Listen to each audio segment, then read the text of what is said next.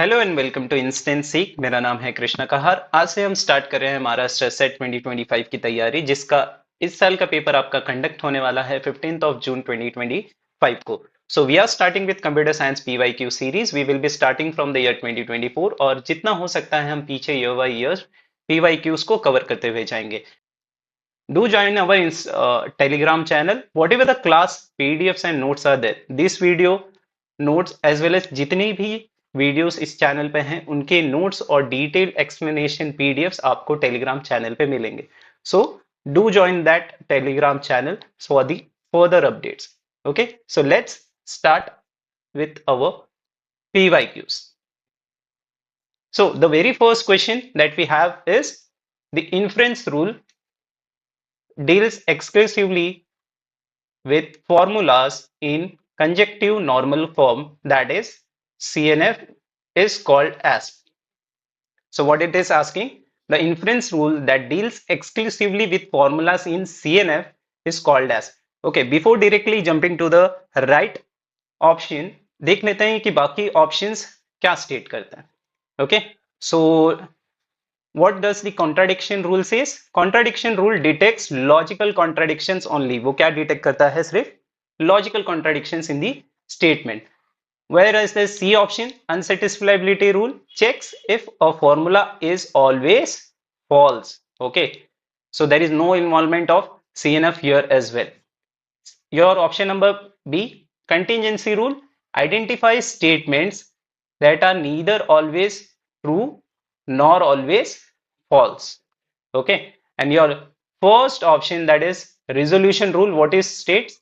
Used in CNF to derive conclusions by eliminating variables. Okay, so your contradiction rule is used for detecting logical contradictions, so this is not the right option. Unsatisfiability, it always check for false statements. Okay, so this is not also the right answer.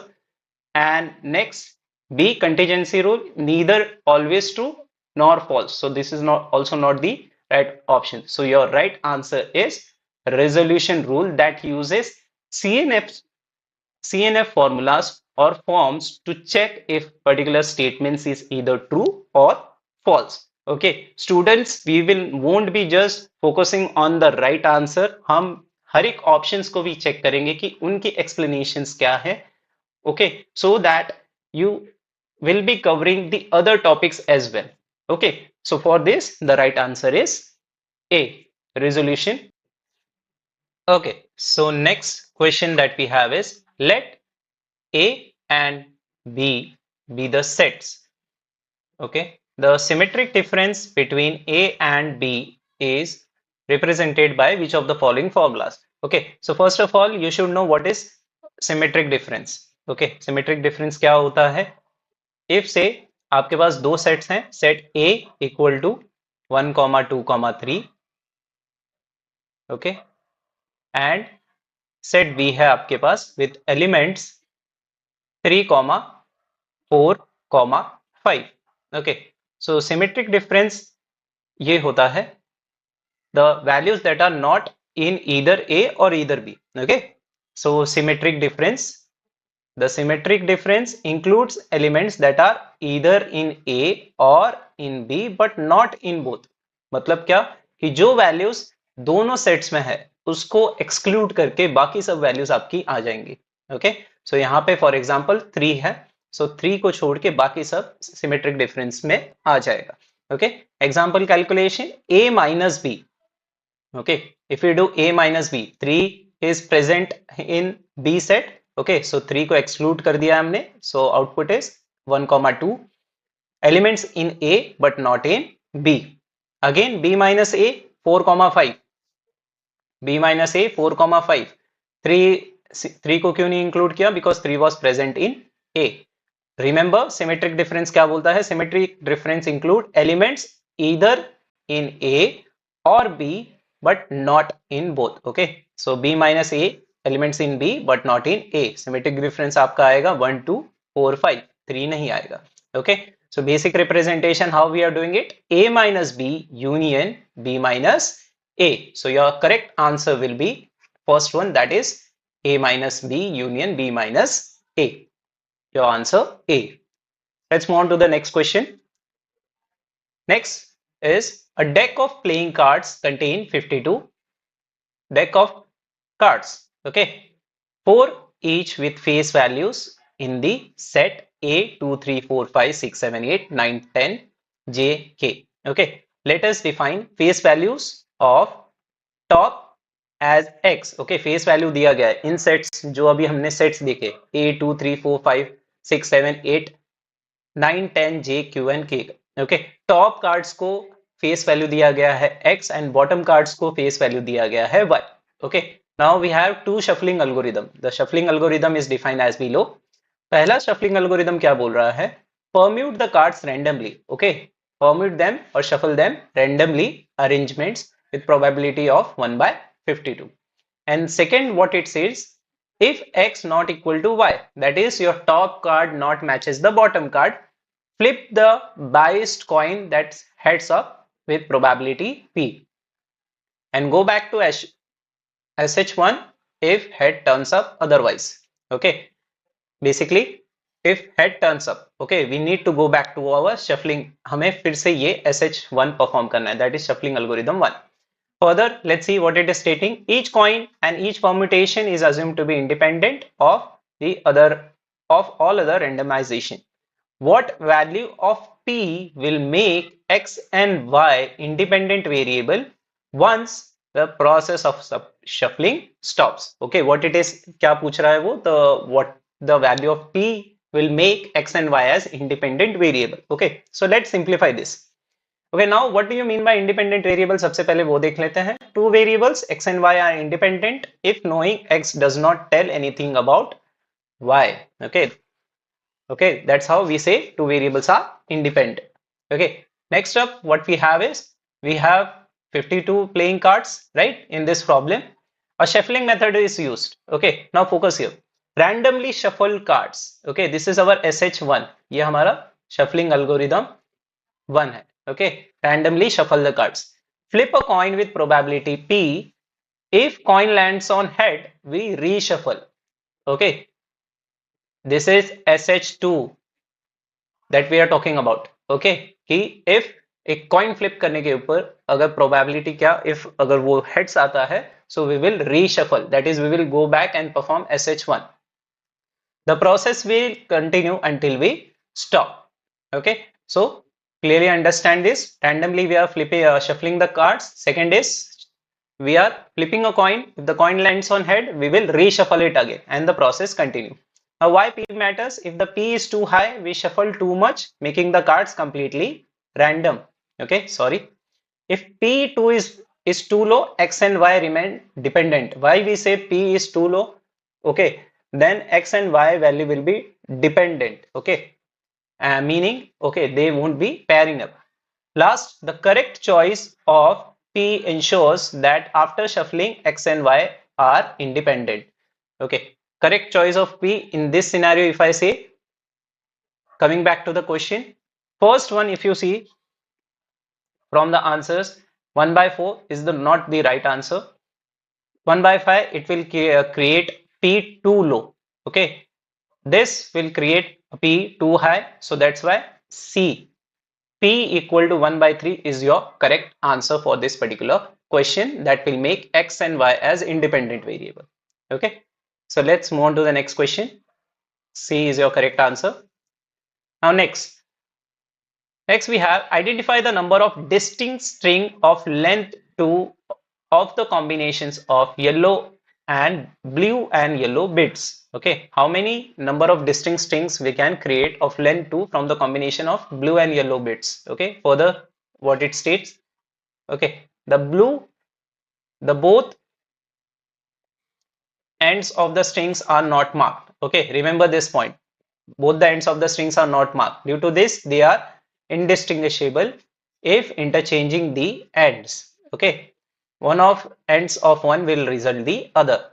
Denote B as blue and Y as yellow bit. Okay, so let us consider BB, BY, YB and YY are the 4 different string of length 2. Equivalence between string is not taken into consideration. further what it states, क्या बोल रहा है वो, the number of equivalent classes into which the sets is BB, BY, YB, YY is divided is by equivalent relation induced by the group of permutation. Okay, let's simplify this question first of all.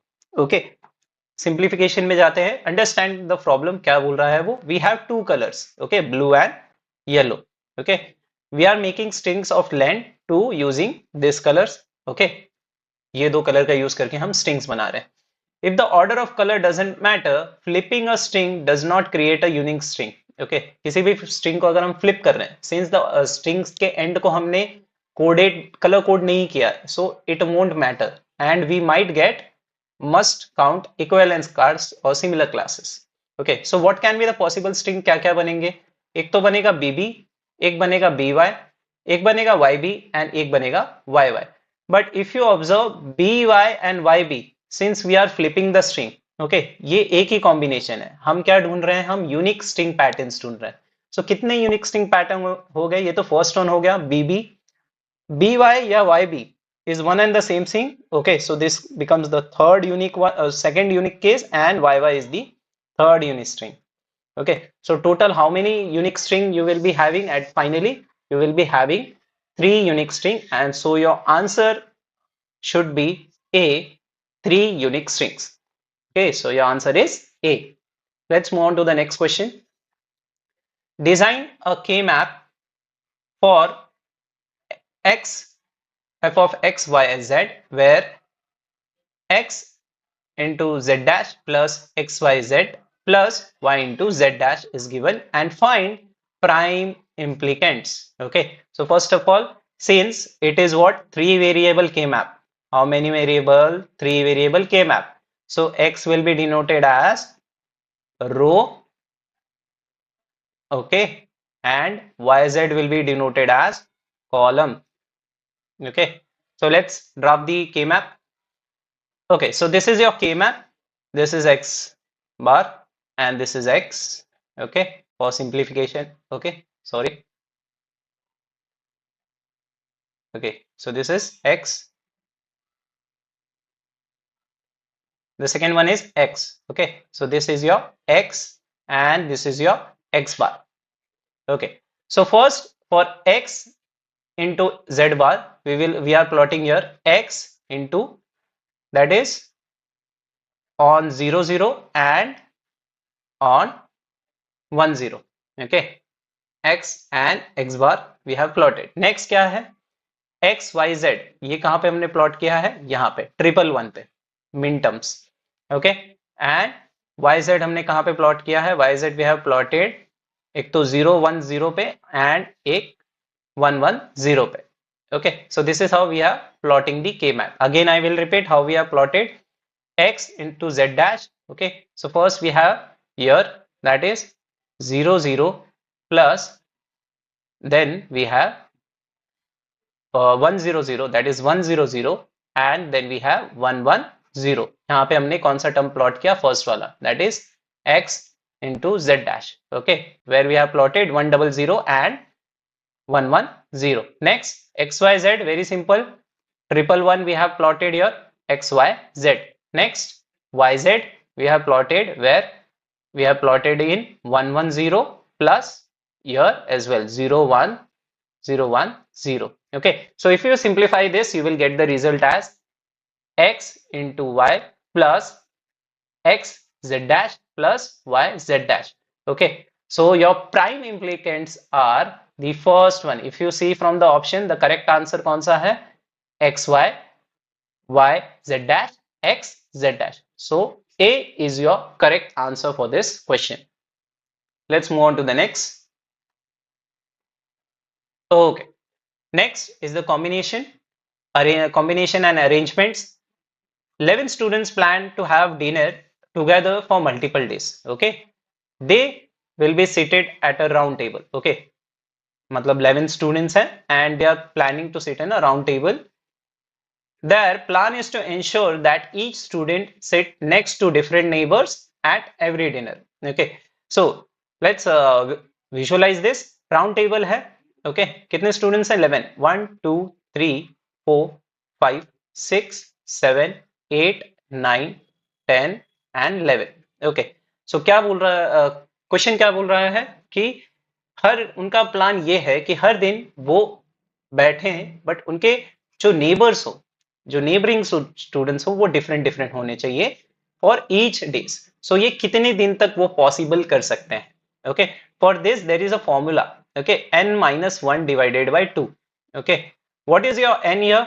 n यहाँ पे हमें दिया गया है, कितने students हैं? 11। Okay, तो straight away put it in the formula, 11-1 divided by 2, you will get 5. So this combination, ये जो वो प्लान कर रहे हैं कॉम्बिनेशन अरेंजमेंट करने का, वो कितने दिन तक चल सकता है? 5 days. Okay, so your answer is 5. Let's move on to the next question. Next is explore all 5-letter combinations formed using the letters A through H. How many of these words contain no repeats? Also do not include the subword bad.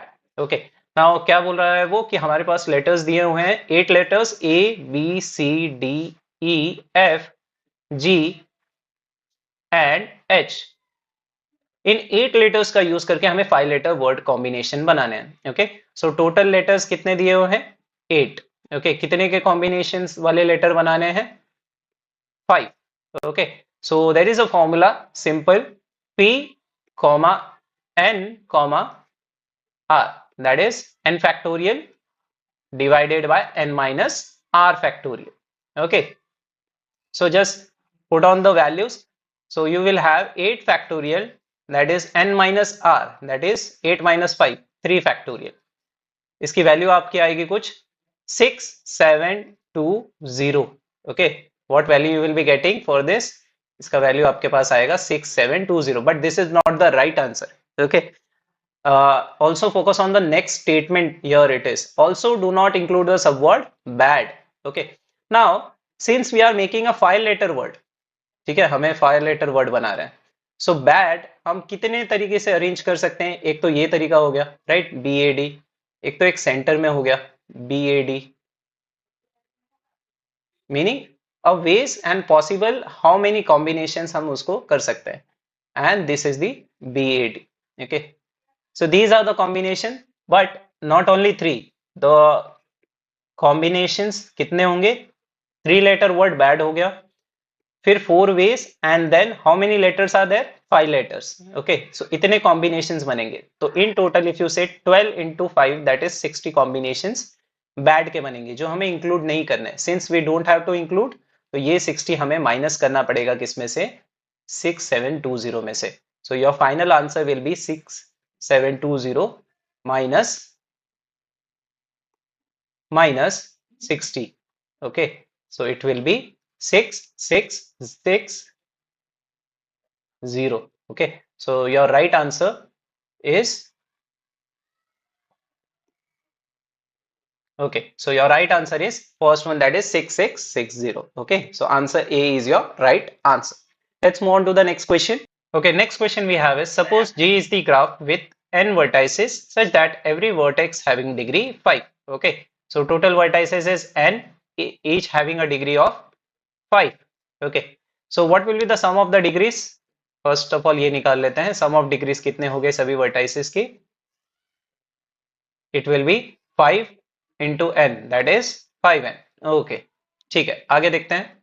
What is the smallest value of n for which graph might be planar? Okay, so for the graph to be planar, okay, there is a planarity condition, okay, to check. So sum of ages, the number of ages, first of all ये formula है, the number of ages is equal to half of sum of degree, half of sum of degree, और sum of d लिखते हैं। Okay, so E is equal to half of sum of degree, sum of degree अपने पास क्या है? 5n, so half कितना हो गया?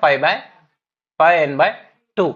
Okay, for checking this, if this particular graph, first of all you need to check if this particular Graph might be planar. Okay, so planar condition is like less than equal to 3n minus 6 होना चाहिए. Okay, which it is. So this 5 n by 2 will be our answer. That is your option number A. Okay. Okay, so this will be your answer. Answer A. Moving to next. Okay, question number 9. Let us consider the full Coca-Cola bottles, 7 half full, 7 empty. You want to divide the 21 bottles among 3 persons so that each receive exactly 7. Moreover, each person must receive the same quantity of Coca-Cola. Solve the problem using ILP, that is integer linear programming के साथ हमें solve करना है और एक solution find out करना है. Options देख लेते हैं. There will be a dummy objective function with all zero coefficient. Okay, number of bottles दिए हुए 1 2 3. Okay, full 1, half full 5, empty 1. Okay, so these are the combinations given 3 1 3. Okay, कि कैसे हम 7 bottles को पर्टिकुलर हर एक पर्सन को assign करेंगे. Second क्या बोल रहा है option, objective function will maximize the total quantity of Coca-Cola distribution. Okay, so again the arrangement is given 3 2 2 1 1 5. Okay, 2 3 1. Okay, so these are the arrangement given. C options देख लेते हैं. Objective function will minimize the empty bottles. Okay, now we have just consider the question हमेशा याद रखना है कि objective हमें निकालना है objective function. Okay, so just remember the question.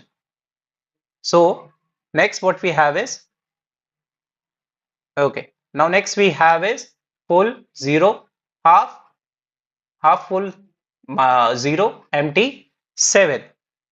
Okay, second person 1 1 5 and again 2 3 2. Last option, set of binary variable is represented for full bottle representation. Okay, 1 2 4 5 1 5 1 1 and 2 2 3. Okay, so let's simplify this particular question first of all. Okay, understand, three people need to receive what, exactly 7 bottles. Okay, 3 people need to receive exactly 7 bottle और तीनों के पास 3 type के bottle आने चाहिए. कौन से? First is full bottle. FB we will consider it full bottle 1 liter का. Okay, half bottle, okay, 0.5 liter, and empty bottle, let's represent as EB, it will be 0 liter, just the bottle रहेगा. Okay, so how we set up the LP? Okay, let us consider this as for each person. If we are distributing the values, okay, let us consider the number of bottles. Full bottle equal to X, half bottle equal to Y, and empty bottle equal to Z. So how we can form the constraint? X plus Y plus Z equal to 7. Okay, including all these 3 bottle. हमें तीनों bottle distribute करने हैं, right? Okay, कितने होने चाहिए total? 7. Okay, so constraint is objective function is what is optimized. Okay, this is the optimized, or you can say it is a dummy function. It is what? A dummy function. और ये dummy function वाला parameter हमारा match हो रहा है किससे? First option से. किससे? फर्स्ट ऑप्शन से. Dummy function with zero coefficient. There are no coefficient with this. Okay, can you see x के आगे कोई coefficient है? Y के आगे? No. Z के आगे? No. So this is how we are, okay, formalizing the LPP, optimized LPP, and it has a dummy function. It has what? It has a dummy function. So our right answer for this particular question will be the first option, that is your dummy function with object constraint. Okay, it will be your dummy function. Let's see. So dummy objective function क्या बोल रहा है? There will be a dummy objective function with 0 coefficient. Okay, so A will be your right answer. Let's move on to the next. Consider the following, again LPP problem. Consider the following linear programming problem. Z is given 2x plus 1, 2x plus 3x2. Okay, x1 plus 3x2 should be less than equal to 12. 3x1 plus 2x2 should be less than equal to 12. X1 and x2 should be greater than equal to 0. At which points of the graphical solution space feasible basic optimum solutions are represented? Okay, using LPP we need to solve this, but we will use the elimination trick. Okay, first of all, a solution is feasible. एक solution feasible कब होता है? If infeasible कब होता है? जब वो violate करता है क्या कि किसी एक कंस्ट्रेंट को वो वायलेट कर देता है. ओके, यहाँ पे हमें क्या करना है? इनफिजिबल कब हो रहा है वो बताना है. Okay, infeasible basic optimum solutions are represented. Okay, so first of all, a corner point in infeasible if does not satisfy both the constraint. Graphically x1, आपका जो x1 फर्स्ट वाले ऑप्शन को ही लेते हैं हम. x1 equal to 0, x2 equal to 6. Okay, and x1 equal to 12, first option we are considering, and x2 equal to 0 are outside the feasible region. If you see graphically, if we draw this, they will be outside the feasible region area. Okay, so since they are outside the feasible region area, this first one are what? Infeasible to the basic optimum solution. These corner points are what? Infeasible. Okay, so our correct answer is first one. Okay, we can ये बाकी सब check करने की जरूरत नहीं है. Okay, B C और D. First में ही हमें आंसर मिल गया, that is corner point x1 equal to 0, x2 equal to 6, x1 equal to 12 and x2 equal to 0 are our what? Infeasible points. Okay, so answer is A, corner points. Okay, x1 equal to 0, x2 equal to 6, x1 equal to 12 and x2 equal to 0. Let's move on to the next question. Okay, now this question is from your logic gates. Okay, given logic gate represents which of the following truth table? Okay, circuit से आपको एक idea आना चाहिए कि ये कौन सा truth table दिया दिया हुआ है. Okay, so if you see here, if value is 0, it is giving 0, and for 1 also it is giving 0. Okay, so it is, you can't identify this. Again, if you see here, for 0 it is giving 1 now, and for 1 it is giving 1. For same value it is giving same output. If you observe the last, if the values are different, okay, if the values are different, okay, if the output is 1 when the inputs are different. Okay, so this is what? This is nothing, your XOR gate. This is your XOR gate, last one, XOR gate. What the XOR gate suggests? If the inputs are different, if the inputs are, let's say, 0 and 1, then output is 1. Okay, so your correct answer will be XOR gate, that is option number D. Option number D will be your right answer for this particular question. Okay, so answer is D. Okay, so next question we have is 100 is a number in decimal number system. What will be its representation in octal number system? Okay, so decimal से octal का ये conversion है. Easy question, ये हाथ से जाना नहीं चाहिए. Decimal to octal. Okay, make sure you learn every conversion technique starting from binary to decimal, decimal to binary, octal to decimal, decimal to hexadecimal. Okay, so converting decimal to octal, how we do it? हम number को divide करते हैं 8 से and we same the remainder. Okay, so 100 we will be dividing by 8. Okay, so quotient आपका आएगा 12 and remainder we will be saving remainder. Okay, remainder will be 4. Okay, again this quotient we will be dividing by 8. So again 12 divided by 8, you will be having quotient as 1 and remember remainder as 4. Again last 1 we will be dividing by 8. Okay, quotient will be 0 and remainder will be 1. So once we get the quotient as 0, we will stop. Okay, now whenever, so now we have converted. Now we need to read our remainders starting from bottom to top. Bottom to top. So it is reading as 1, 4, 4. So your answer will be B144 is your octal conversion of 100 decimal number. Okay, so your answer is B. Let's move on to the next question. The following truth table represent which logical micro operation? Okay, so pretty simple. If both the inputs are same, output is 0. If you see 0, 0, it is giving 0. 1, 1, it is giving 0.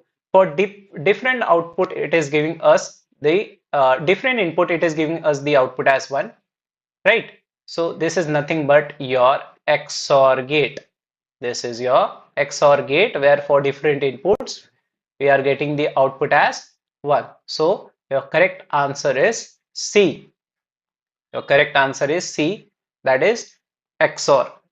Okay, so answer is C. Let's move on to the, so this was the easiest question. Let's move on to the next one. Now, next is concept based question. Which of the following, is not expected from a clock pulse in CPU? Okay, not expected from a clock pulse in CPU. Okay, we will see one by one options. What it says, it is not applied to all registered.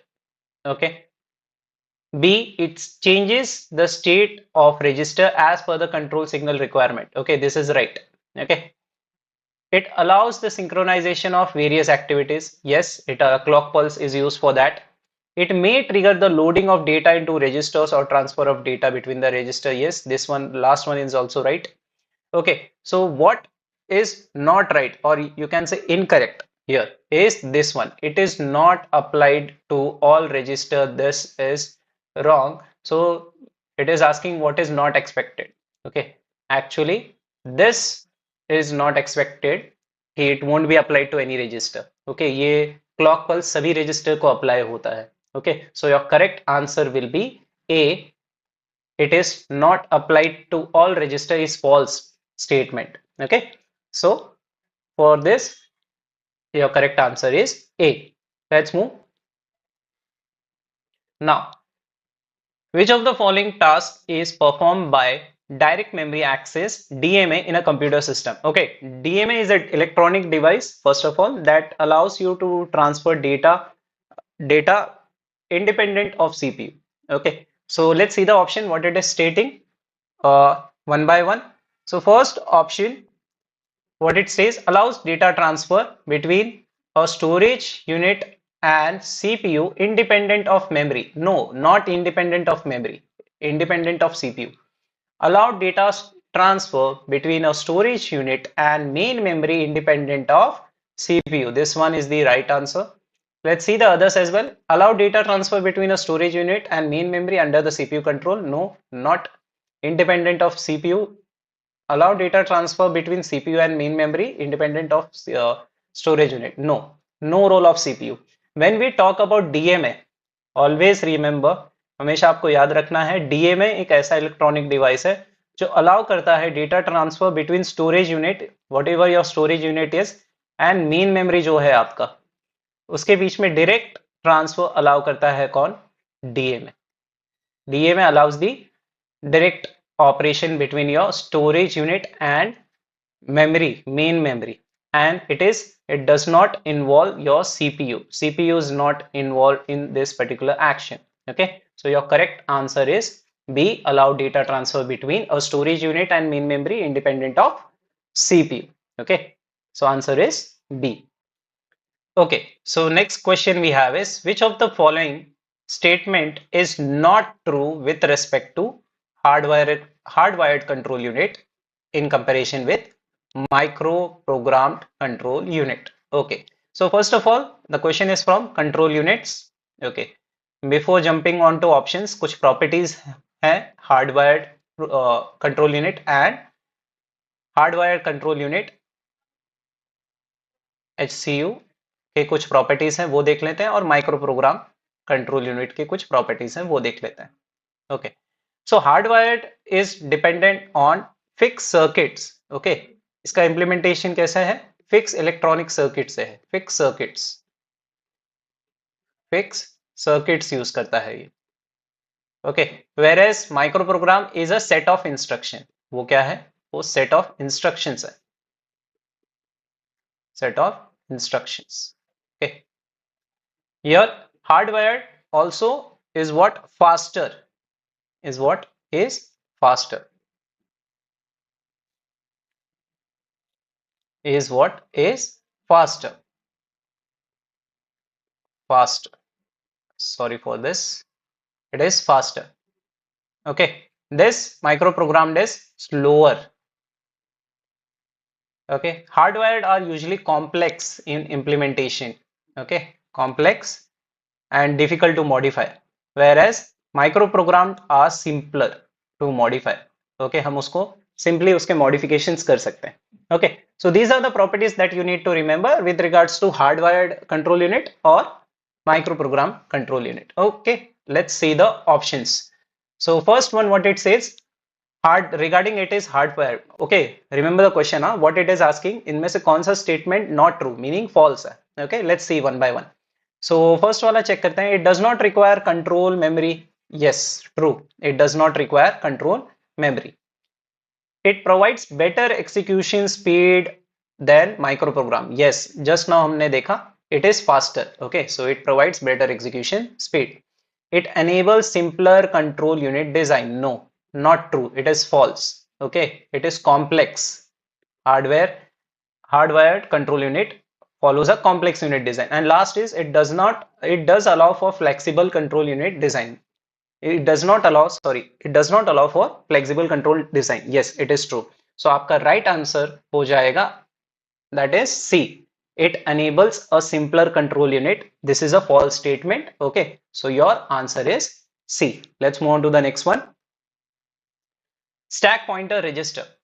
Stack pointer register SP is in 86 architecture is generally used to point at the base of the stack. ये कभी भी सही नहीं होगा. Pointer of the stack, as you know, stack is based on what? Which concept? LIFO. What is stack? Last in first out. If I say it is such a container kind of a thing, so we put in the elements one by one, and the recent one, let's say we have put the elements one by one, 1 2 3. So last in will be the first to leave out, right? Last in will be the first to leave out. In this case mein third element will be the first to leave out. Okay, so that's why it is based on LIFO concept, last in first out. Okay, and stack pointer is always pointing at the top. Remember that stack pointer always points at the top to know the current status of the stack. Okay, so next, point to the top of the stack. Yes, this is right. Point to the top of the stack. Point top or based of the stack based on opcode. उसका opcode से कुछ लेना देना नहीं है. Last, point or top or based of the stack based on addressing mode. Addressing mode या opcode से stack का कुछ लेना देना नहीं. So your correct answer will be B, point top of the stack. Okay, so stack pointer register in 86 architecture is generally used to point to the top of the stack. Okay, next, which of the following computer system is represented when computer can process several programs at the same time? Okay, now question में ही answer है. What it is stating, which type of computer system can process multiple programs at the same time? Okay, let's one by one see. Single instruction stream, single data stream, can it process multiple at a time? Several लिखा है कि क्या मतलब हो गया? Question में लिखा है several, मतलब multiple programs we need to run. So will it be able to handle? No. So first one is not suitable. Second, single instruction stream but multiple data. See, only one instruction will be operated on multiple data items. मतलब data items तो multiple है, but program एक ही चल रहा होगा. So this is also not suitable. Okay, next, multiple instruction stream but single data. This is also not right. Why? Because different instructions are passed on to the same data. जबकि यहाँ पे बात क्या हो रही है? Several programs, और several programs के अंदर different data होंगे. So your correct answer will be D, that is multiple instruction stream and multiple data stream. That the prime example of this is modern multi-core CPUs जो हमारे पास होती हैं. Modern multi-core CPUs. Okay, so these are the prime examples of MIMD, that is multiple instructions stream on multiple data stream. So your correct answer is D. Okay. Next we have which redundant array of independent disk RAID technology maintains copy of entire hard disk on other hard disk. Okay, so RAID levels, questions from RAID levels. Okay, redundant array of independent disks, right? Levels आपको पता होने चाहिए कि हर एक level what it does. Okay, it is a storage technology that combines multiple hardware for improved performance, or you can say fault tolerance के काम आता है. So RAID level 0 पे क्या होता है? Its RAID level 0 is basically known for stripping the data or splitting the data. Split करता है ये data को across multiple disks. Split, और ये this step is also you can say stripes create करता है data का across multiple disks. RAID level 1, this performs mirroring. अभी इस पे आऊंगा मैं वापस. It is known as mirroring. Copies create करता है. Okay. So next RAID level 5 क्या है? It checks for parity for fault tolerance. Checks parity maintain करता है. And last, your this RAID 10 is a combination of RAID 0 plus 1. RAID 0 plus 1. Okay, so इसमें से right answer is mirroring because it maintains a copy. Okay, question में क्या पूछा गया है? Technology that maintains a copy of the entire disk. Okay, so your right answer is RAID 1. That is your option number B. Option B.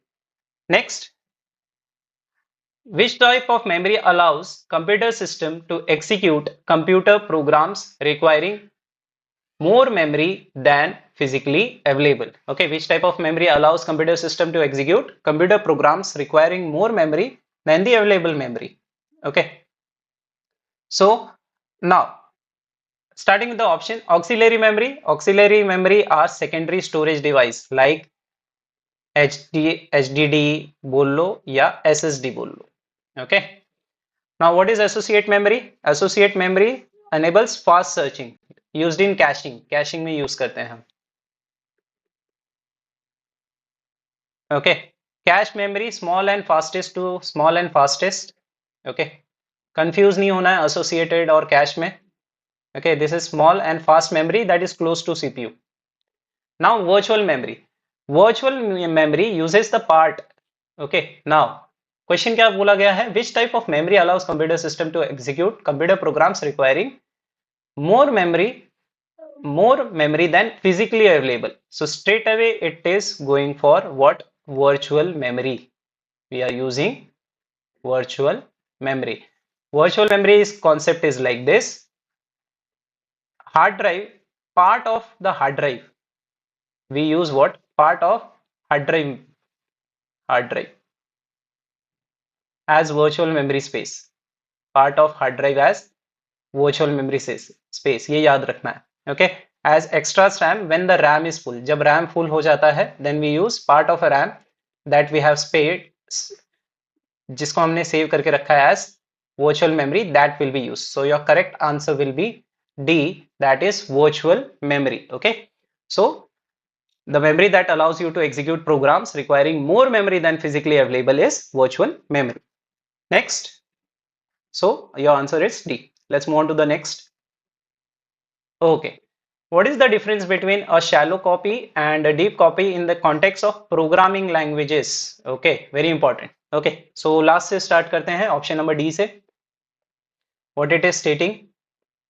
Shallow copy duplicates only user defined variables, whereas deep copy duplicated variables. No, no, not this is not the right answer. Shallow copy only copy references, whereas deep copy copies the entire object. Okay, so yeah, your option wrong. Shallow copy duplicates only system variables, whereas deep copy duplicate user defined variables. No, this is also wrong. Okay. Shallow copy duplicates entire object while deep copy duplicates only references. No, this is also wrong. So your correct answer is shallow copy duplicates only references and while deep copy duplicates your entire object. Okay, always remember shallow copy क्या duplicate करता है? References को duplicate करता है and deep copy copies the entire object along with its data. Okay, along with its data as well in deep copy.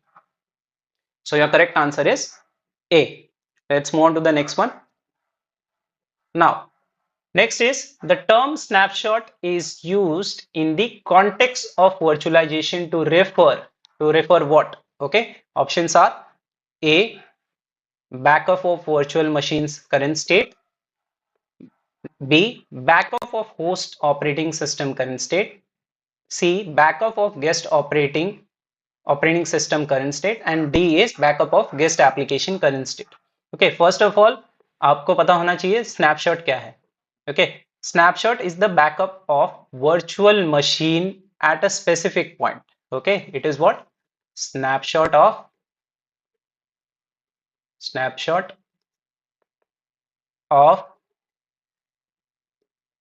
backup, or you can say it is a backup of virtual machine of what? Virtual, sorry, virtual machine. Okay, let me rewrite it.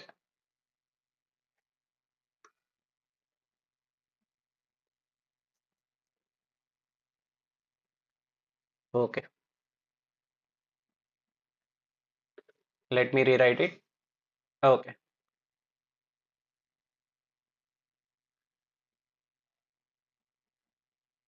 okay.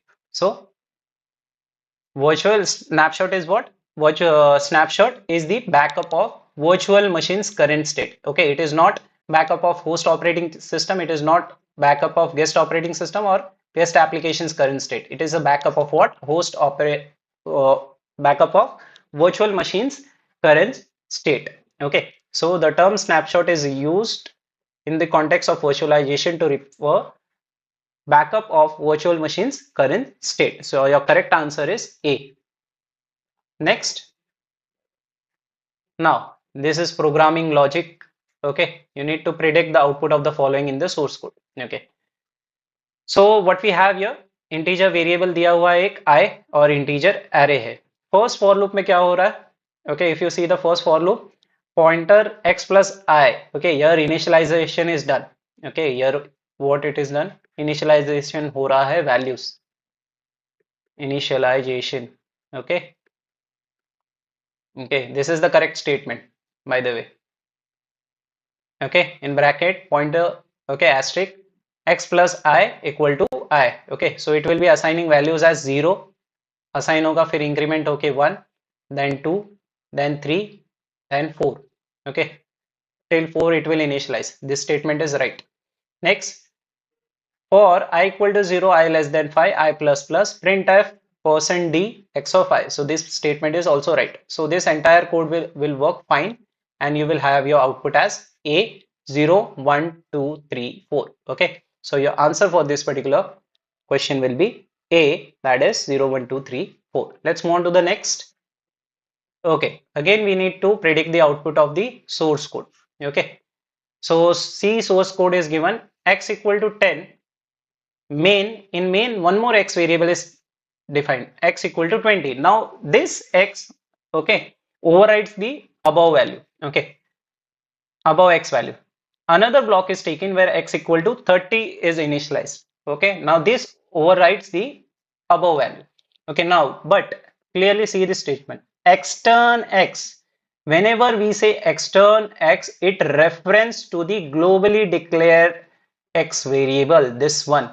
It refers to the globally declare variable. So whenever we will be printing x, it will have a value of 10. So your correct answer will be option A, that is 10. Next and last question for this particular session. Class C is given, class C, and we have three function f int ab, f int a, comma int b. Two parameters are there. First function have one parameter, second function have two parameters, and third function have three parameters. Okay, so and we have respectively called those function in our main program. Okay, let's see what it is asking. The C++ source code exemplifies which of the following principle with respect to the object oriented programming? Very easiest question. Okay, a single function, if you observe, function name is same, okay, but the number of parameters are different. So this is the concept of what? This is the concept of simply polymorphism, method overloading, right? Method overloading, meaning one entity taking many forms, one entity taking many forms, okay, and this comes under the concept of what? Comes under the concept of polymorphism. Okay, OOPs principle, आपको OOPs principle बहुत अच्छे से आने चाहिए. Oops related basic questions भी आते हैं कभी कभी, like this one. Okay, so you need to be aware of the OOPs concept very well. Okay, so other options क्या दिए हुए हैं? Abstraction. What is the abstraction? Okay, even though just we will just go through it. Okay, this is not the right option, but just concept हम go through करेंगे. Abstraction क्या करते हैं? हम internal details को hide करते हैं, right? Encapsulation, encapsulating data and function into a single unit. Example, class. Inheritance, reusing the existing properties of a object, right?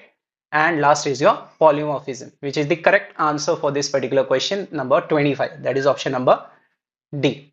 Okay, so your first question number 26 is about predicting the output of the given source code. Okay, let's run through the source code. What it is given. We have a class C1. Okay, it has a function void display and a normal cout is there. Then we have class C2. Okay, inheriting class C1. Okay, inheriting class C1, and it also has a void display function. Okay, now in the main function we have created a pointer of type C1 and we have assigning it the object C2. Then we are using that pointer, we are calling the display function. Okay, so out of this what will be the output? Okay, so let's run through and see what exactly is happening. Okay, so PTR, step by step we will see. PTR is a pointer of type class C1. Okay, but it is pointing to the object of class C2. Okay, if you see here this one, this line. Okay, so PTR is a pointer of type class C1, but it is pointing to the object of class C2. But to do that, you this is the concept of what? Virtual functions. Okay, we need to mention here virtual if we want to display the function of C1. Okay, if you want to display the function of what? C2.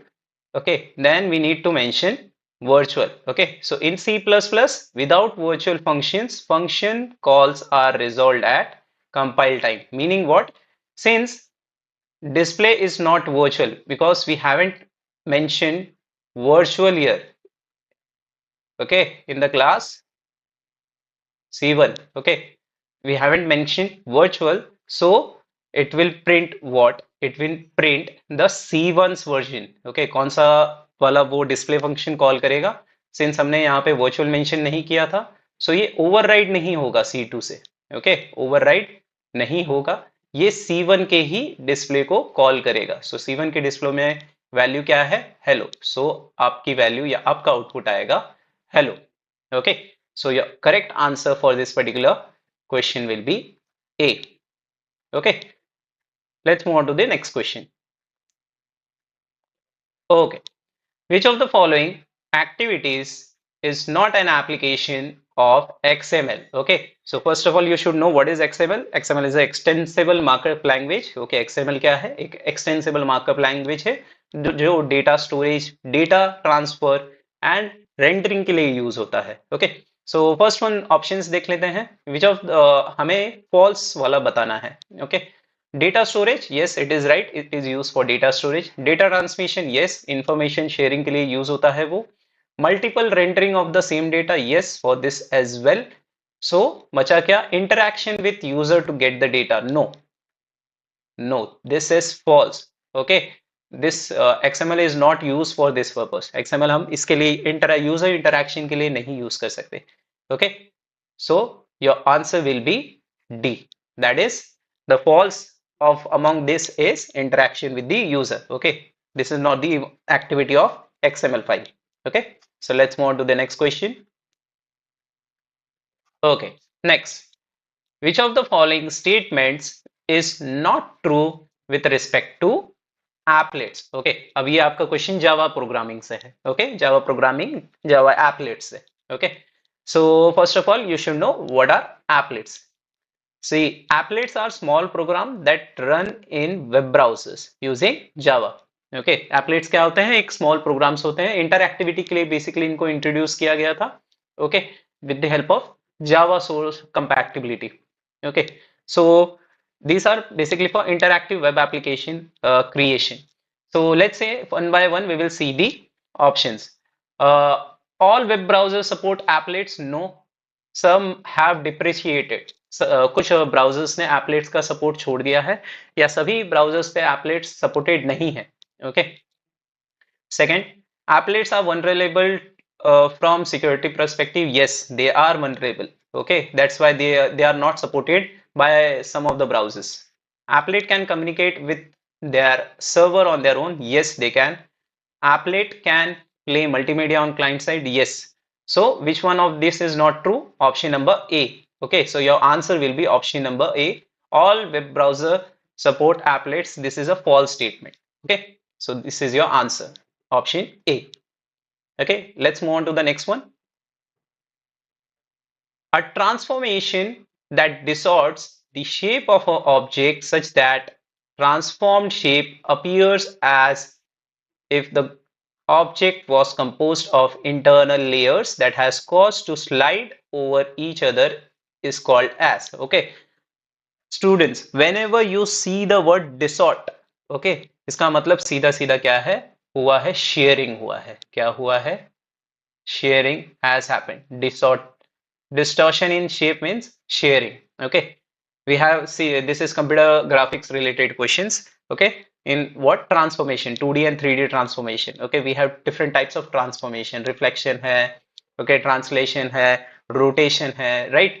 So sharing में क्या होता है, sharing में object के shape को हम डिसॉर्ट करते हैं, so it appears as it is different object. Okay, so if you see reflection, what it does, flips an object over an axis, either x axis या y axis या z axis के accordingly we flip the object in reflection.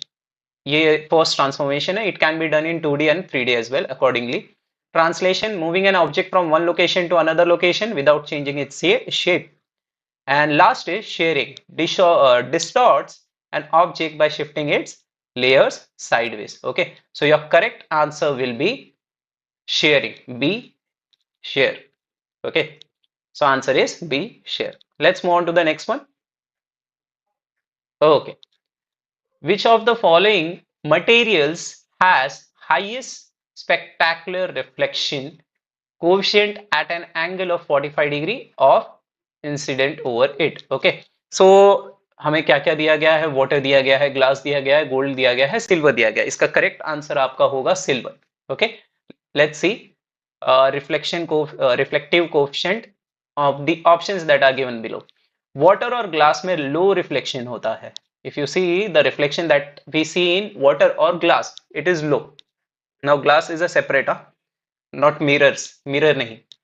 Gold has high reflectivity but it is lower than silver. Silver से उसकी reflectivity कम है, and silver has the highest reflectivity among the mentioned options. Okay, so silver is your right answer. Okay, and it has the highest spectacular reflection. Okay, so your 30th question answer will be option D. Okay, let's move. Now, next, which of the following commands is used to save any transactions permanently into database? आपका database related ये question है, very concept and simple question. Save any transaction permanently means we are committing the data. Committing the data. Once you commit your data in the database, the data is permanently saved, or you can say whatever the commands, statements that you have performed, those actions are permanently saved in the database. Okay, so your correct answer is commit. Okay, let's see the other options as well. Commit saves changes permanently. Okay, let's say for example आपने table create किया है, update किया है, delete किया है, लेकिन आपने commit नहीं किया है लाइव डेटाबेस पे, सो वो चेंजेस परमानेंटली सेव नहीं होंगे. Okay, unless and until you commit it.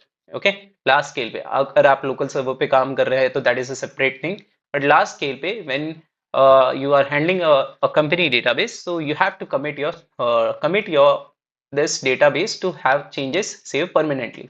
Okay, next देखते हैं रोल बैक क्या होता है. Undo changes before commit. Okay, basically हम सेव पॉइंट्स क्रिएट करते हैं डेटाबेस में. लेट्स से अगर हम 10 स्टेटमेंट्स एग्जीक्यूट करें, लेट्स से हमारे पास 20 स्टेटमेंट्स हैं और उसके हमने 2 सेव पॉइंट्स बनाए हैं. ओके, तो अगर मैंने सेव पॉइंट 1 से लेके सेव पॉइंट 2 के बीच में 10 कमांड्स को परफॉर्म किया था और उसके बाद मैंने कमिट किया, अगर मैं बोल रहा हूं कि सेव पॉइंट 1 पे रोल बैक हो जाओ, तो जितने भी चेंजेस मैंने सेव पॉइंट 1 से सेव पॉइंट 2 में किए थे वो सभी अनडू हो जाएंगे. That is known as what? Roll back. Okay, undo not a standard SQL statement, this is not it, not the correct option. Redo used in recovery mechanisms, not in transaction saving. Okay, so your correct answer is commit, to change the changes permanently. Okay, 31 answer is B, commit. Next, the maximum number of children that a B tree of order M can have is the simplest is B, M. Okay, is M. If the order is M, the maximum number of children. See, यहाँ पे maximum number of keys maps की बात नहीं हो रही है, यहाँ पे maximum number of children की बात हो रही है. So your answer will be C, that is M. Okay, let's move. Okay, 33 question. The question number 33. Which of the following commands can be used in SQL to delete all the records in the table work? Listen carefully. Okay, delete करने बोला गया है. Okay, so you should know the command. Now, remove the table, नहीं. Drop the table, drop table work. Okay, table का नाम work है, right? Work दिया गया है. Drop the table, what it will do? It will remove the entire structure. Okay, so ये answer wrong है. Delete from work where ID equal to null, ये specific data को डिलीट करेगा, सभी डेटा को नहीं. रिमेंबर, इसीलिए मैंने बोला कि क्वेश्चन अच्छे से रीड करना है हमें. ऑल द डेटा बोल रहा है वो, all the records. So delete from work where ID equal to null, it will delete only single record और स्पेसिफिक रिकॉर्ड. सो ये भी रॉन्ग आंसर है. Okay, remove table, this is not a valid statement, so this is also a wrong. Okay, so your answer will be A, delete from work. Okay, this is your correct answer, which will delete all the records from your table work. Okay, चलिए next देखते हैं. Okay, now what is database? Database से question है आपका, you should know what is database. Okay, okay, one by one we will see all the options. See, down से आते हैं. An organized collection of data that cannot be updated. No, we can update the data. ऐसे database का क्या फायदा जिसमें हम data update ही ना कर पाए, right? An organized collection of information that can be accessed, managed and updated. Yes, this is the right. An organized collection of data or information that can only be managed. अगर सिर्फ manage ही करेंगे तो data create कब करेंगे, कैसे करेंगे, update कैसे करेंगे? So this is not the right answer. An organized collection of data or information that can only be accessed. No, this is also not right. So your correct answer is C, where we can create, update as well as manage. database is a organized collection, or you can say a organized collection of related data.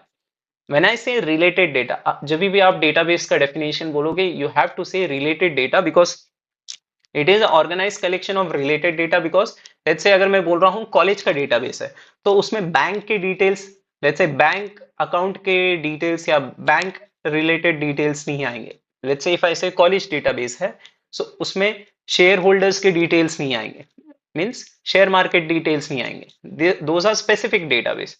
Also database is a collection where data can be accessed, updated and managed as well. Okay, so your right answer will be C. Okay, let's move forward. Okay, so next is question number 35. The data contained in the data warehouse is described by. Simplest answer, data contained in the data warehouse is described by means data के means data के बारे में data बताने वाला हम उसे क्या कहते हैं, right? So simply it is metadata. Okay, data about data. Okay, so data that contain in the data warehouse is describe by, मतलब डेटा के बारे में और डेटा कौन डिस्क्राइब करता है, that is your metadata. That is option number B. Okay, relational data नहीं, operation data नहीं, no active data. Okay, metadata gives you about data about data. So this is your right answer. Answer B. Next, an advantage of distributed database over a centralized database. Okay, what is an advantage of distributed database over a centralized database? Okay, see the options, आपको simply पता चल जाएगा कि इसमें से advantage क्या है. Software cost महंगा है, क्या हम इसको एज अ एडवांटेज दिखा सकते हैं? No. So this is not the right answer. See elimination trick you are using here, अगर आपको पता नहीं है. सॉफ्टवेयर कॉम्प्लेक्सिटी, हम यहाँ पे उसका डाउनग्रेड बता रहे हैं कि कॉम्प्लेक्स है, सो क्या ये एडवांटेज हम बता सकते हैं? No. So this is also not the right answer. Slow response, again we are degrading, so this is not also the advantage. तो एडवांटेज में आपका आ जाएगा modular growth. Okay, so the advantage of distributed database is modular growth. That is your option number A. Okay, let's move to the next question. In the context of functional dependency, Armstrong inference rules refers to what? Okay, in the context of functional dependency. Okay, so in the context of functional dependency, your answer is decomposition and transitivity. No. Transitivity and augmentation and reflexivity. No, this is not the right answer. Your decomposition and reflexivity, एक parameter missing है. No. Your correct answer is reflexivity, decomposition and transitivity. ये तीनों properties होनी चाहिए for Armstrong inference rule. Okay, these are must. RDT बोलते हैं हम इसे. Okay, reflexivity, decomposition and transitivity. Okay, so your correct answer will be option A. Okay, let's move on to the next question. Okay, again we have a question from database. For the SQL query given below, select employee name, that is the column name, from employee where salary between 70,000 sorry and 1,30,000. Okay, what is, select the equivalent in SQL without between operator. Okay, instead of using between operator we will be using okay arithmetic operators basically. So इसमें से कौन सा right है? सी, ध्यान से पढ़ो. Select employee name, उन employees का नाम सिलेक्ट करना है जिनकी सैलरी रेंज कर रही है बिटवीन 70,000 to 1,30,000. व्हेन आई से बिटवीन, हम दोनों वैल्यूज को कंसीडर करेंगे. 70,000 को छोड़ना नहीं है, 70,000 को कंसीडर करना है और 1,30,000 को भी कंसीडर करना है, including both the values. Always remember, including both the values. So first option select कर लेते देखते हैं. Select employee name from employee where salary is greater than 70,000. Okay, greater than बोला है, but it should be equal to as well 70,000. Let's say अगर 70,000 ही है तो that should also be included. So this is not the right, ये cancel हो गया option. Okay, next, select employee name where salary equal to 70,000 and salary equal to 1,30,000. Is it possible कि एक ही value means एक particular cell आपका दो value लेगा कि 70,000 भी है और 1,30,000 भी है, नहीं, it can contain two values, right? So this is also a wrong. Select employee name from employee where salary is greater than equal to 70,000 and less than equal to 1,30,000. This is in the correct form. Last देख लेते हैं. Select employee name from employee where salary is less than 70,000 and greater than 1,30,000. ये तो context proper बैठ ही नहीं रहा है. Okay, so your correct answer is answer C. Select employee name from employee where salary is greater than equal to 70,000 and less than equal to 1,30,000. Always remember जब भी between आता है, you need to include both the start and end values. Okay, so your correct answer is answer C for this particular question. Okay, so next question that we have is question number 39.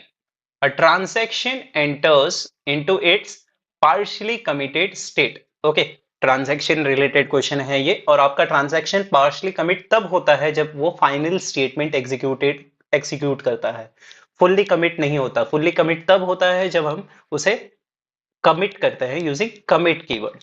Okay, so it is partially committed when it executes finally executes the last statement, or you can say final statement. So from the option you can see when it finishes the execution of final statement. First वाला नहीं हो, B वाला तो हो ही नहीं सकता, because when it starts the execution of first statement you can't say it is partially committed. After writing commit into log, it is fully committed. So this is not the right option. It never enters partially committed state. No, this is not a appropriate one. Okay, so your right answer is when it finishes the execution of final statement, your transaction goes in partially committed state. Okay, आपका transaction partially committed हो जाता है जब वो अपना final statement execute करता है. Let's see some states. Transaction states we have active means executing state में है अब वो. Partially committed कब होता है? जब वो final statement execute कर देता है. Committed changes permanently जब save कर देते हैं हम तब वो committed हो जाता है. And abort means rolled back due to some kind of a failure. Okay, so a transaction enters into partially committed state कब होता है? वो जब वो अपना execution of final statement खत्म कर देता है. Okay, so your answer will be A. Moving on to next. Yeah, consider the relational schema MNOPQR with the following set of functional dependencies. Okay, functional dependencies क्या दी हुई है? Okay, we have F equal to, okay, we have given F equal to MO to PQ and MPR to NO. Okay, which of the following is the trivial functional dependency if F closure where F plus is the closure of F?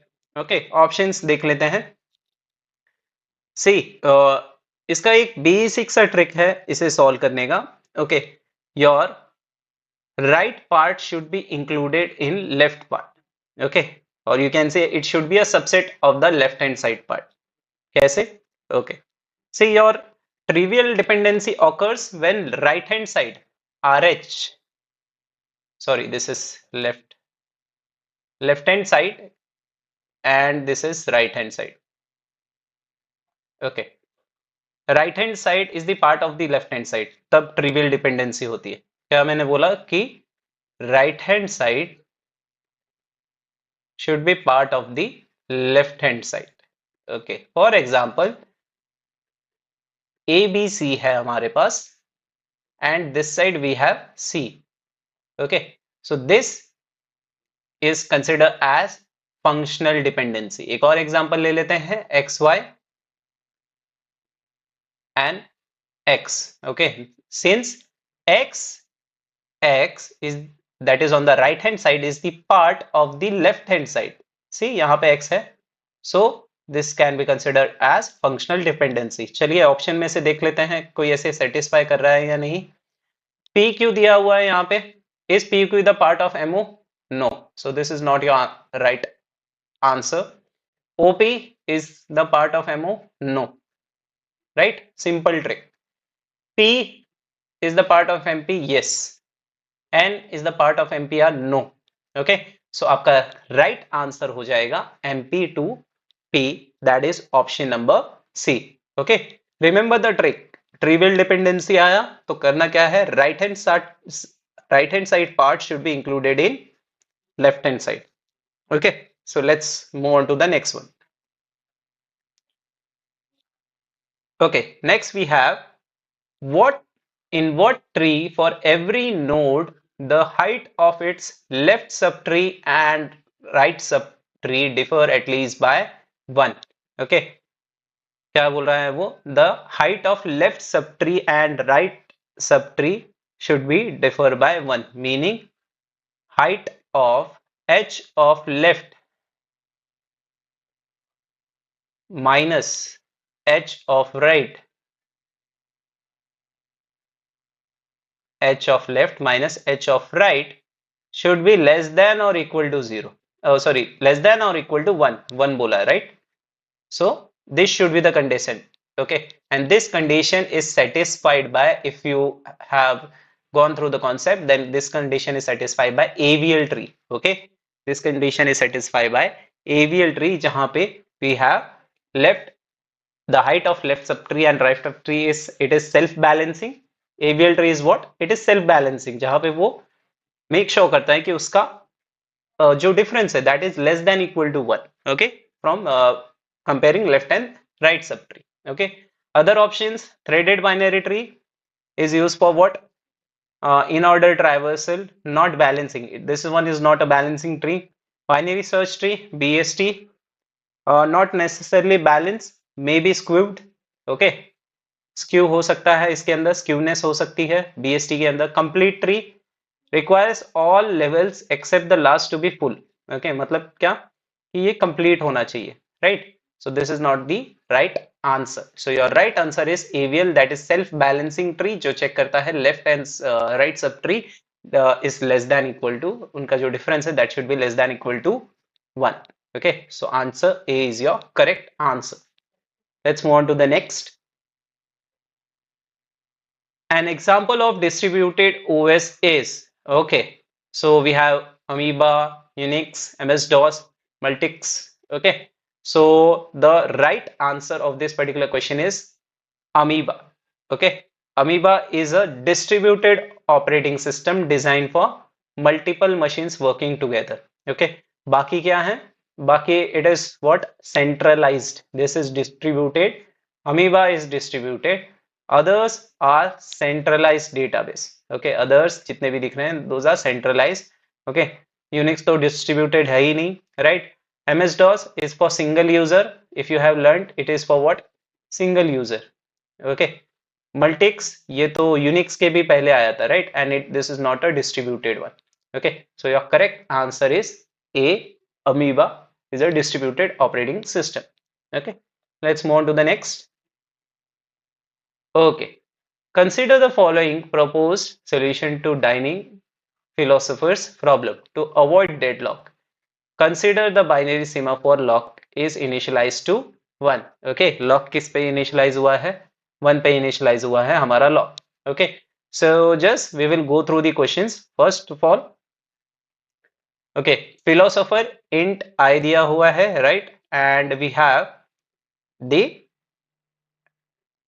see, we have first is while it is true, think. Okay, it will be thinking. Next, क्या दिया हुआ है? Yes, next we have wait lock. Okay, see, focus on the lock statement. Lock here, lock here, lock here, and signal lock here. Okay, so if you observe, if we remove, options क्या दिए हैं? Removing first and second will not affect the code. The code will work fine. Okay, code will work fine. अगर हम lock first and क्या बोल रहा है option है, फर्स्ट और सेकंड को निकाल देते हैं तो it will work fine. No, it won't work fine because once you remove the lock, deadlock के chances are, right? So second देख लेते हैं क्या बोल रहा है, third and fourth, we should remove third and fourth. No, third and fourth are also lock. अगर इनको भी निकाल देंगे तो deadlock के chances हो जाएंगे, removing 1 2 3 4 will not affect the code will work fine. No, अगर आप सभी लॉक्स को निकाल दे रहे हैं तो डेडलॉक के चांसेस होंगे ही होंगे। Okay, if you see the code, all 1 2 3 4 are necessary, removal of any of them will affect the code. This is your right answer. Okay, अगर आप किसी भी एक लॉक को निकाल रहे हैं इसमें से, so it will create a deadlock situation. Okay, so your correct answer will be answer D, that is all first, second, third and fourth are necessary. Okay, so this is for deadlock prevention. Okay, चलो next. So answer D was the right answer. Next, which of the following type is at the lowest level in terms of system security? Okay, 4 types दिए गए हुए हैं हमारे पास, type A, type B, type C and type D है।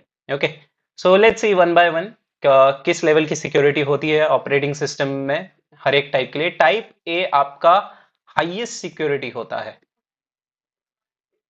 Highest security, हम इसको military gate security भी बोलते हैं। Okay, type B is mandatory for access related.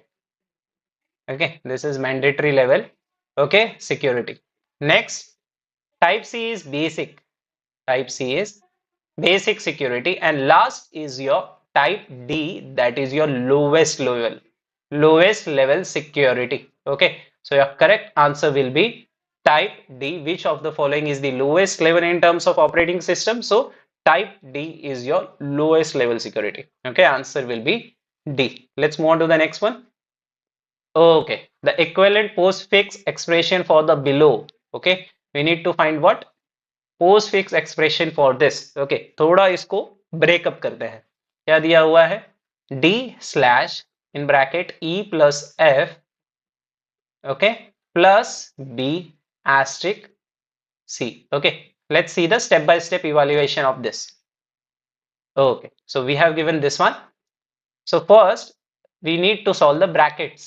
Okay, so e plus f क्या हो जाएगा, e f plus next slash d slash e bracket e plus f. Okay, so since already we have evaluated it as ef plus, so it will be def plus and then slash. Okay, next last b into c will be bc asterisk.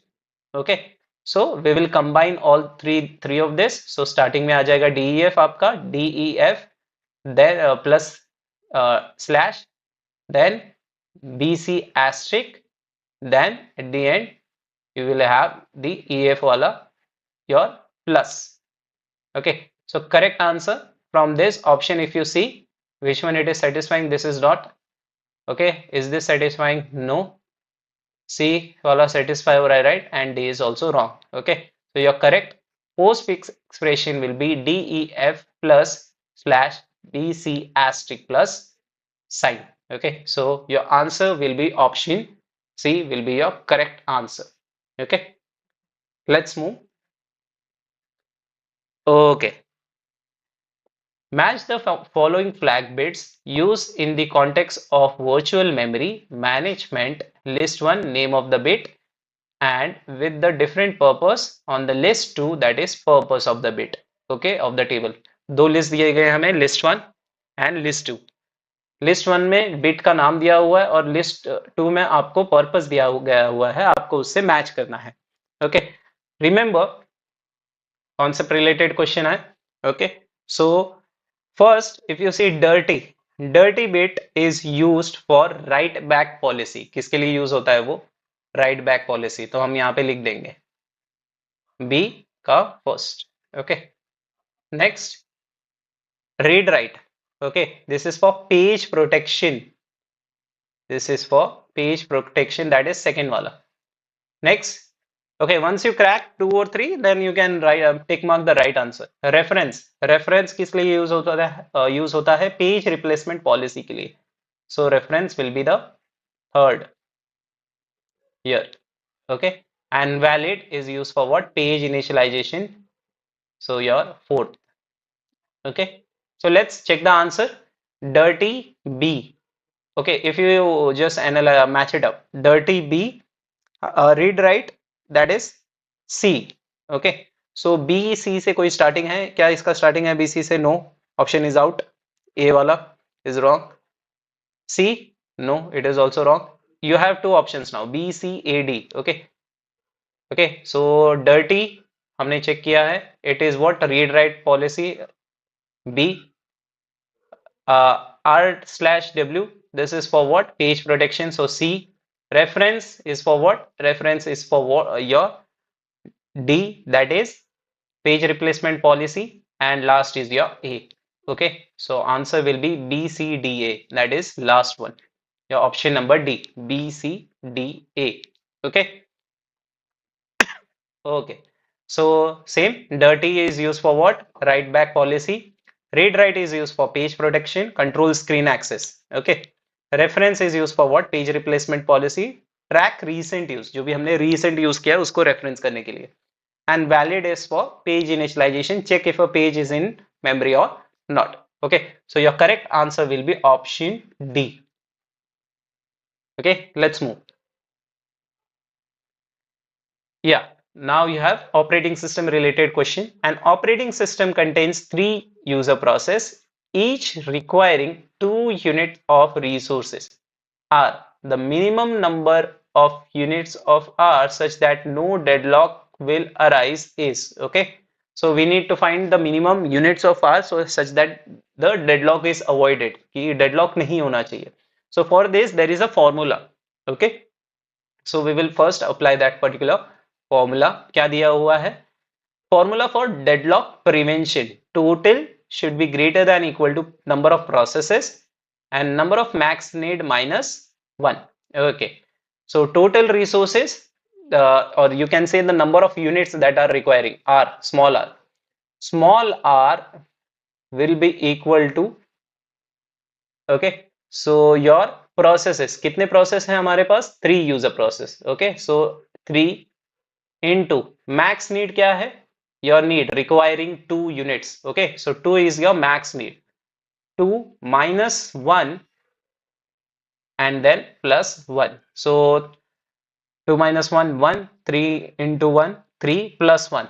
Okay, so it will be equivalent to 4. Okay, so your minimum number of units that is required will be 4. That is your option number C. Okay, so your correct answer is option number C, that is 4 units. Okay, let's move.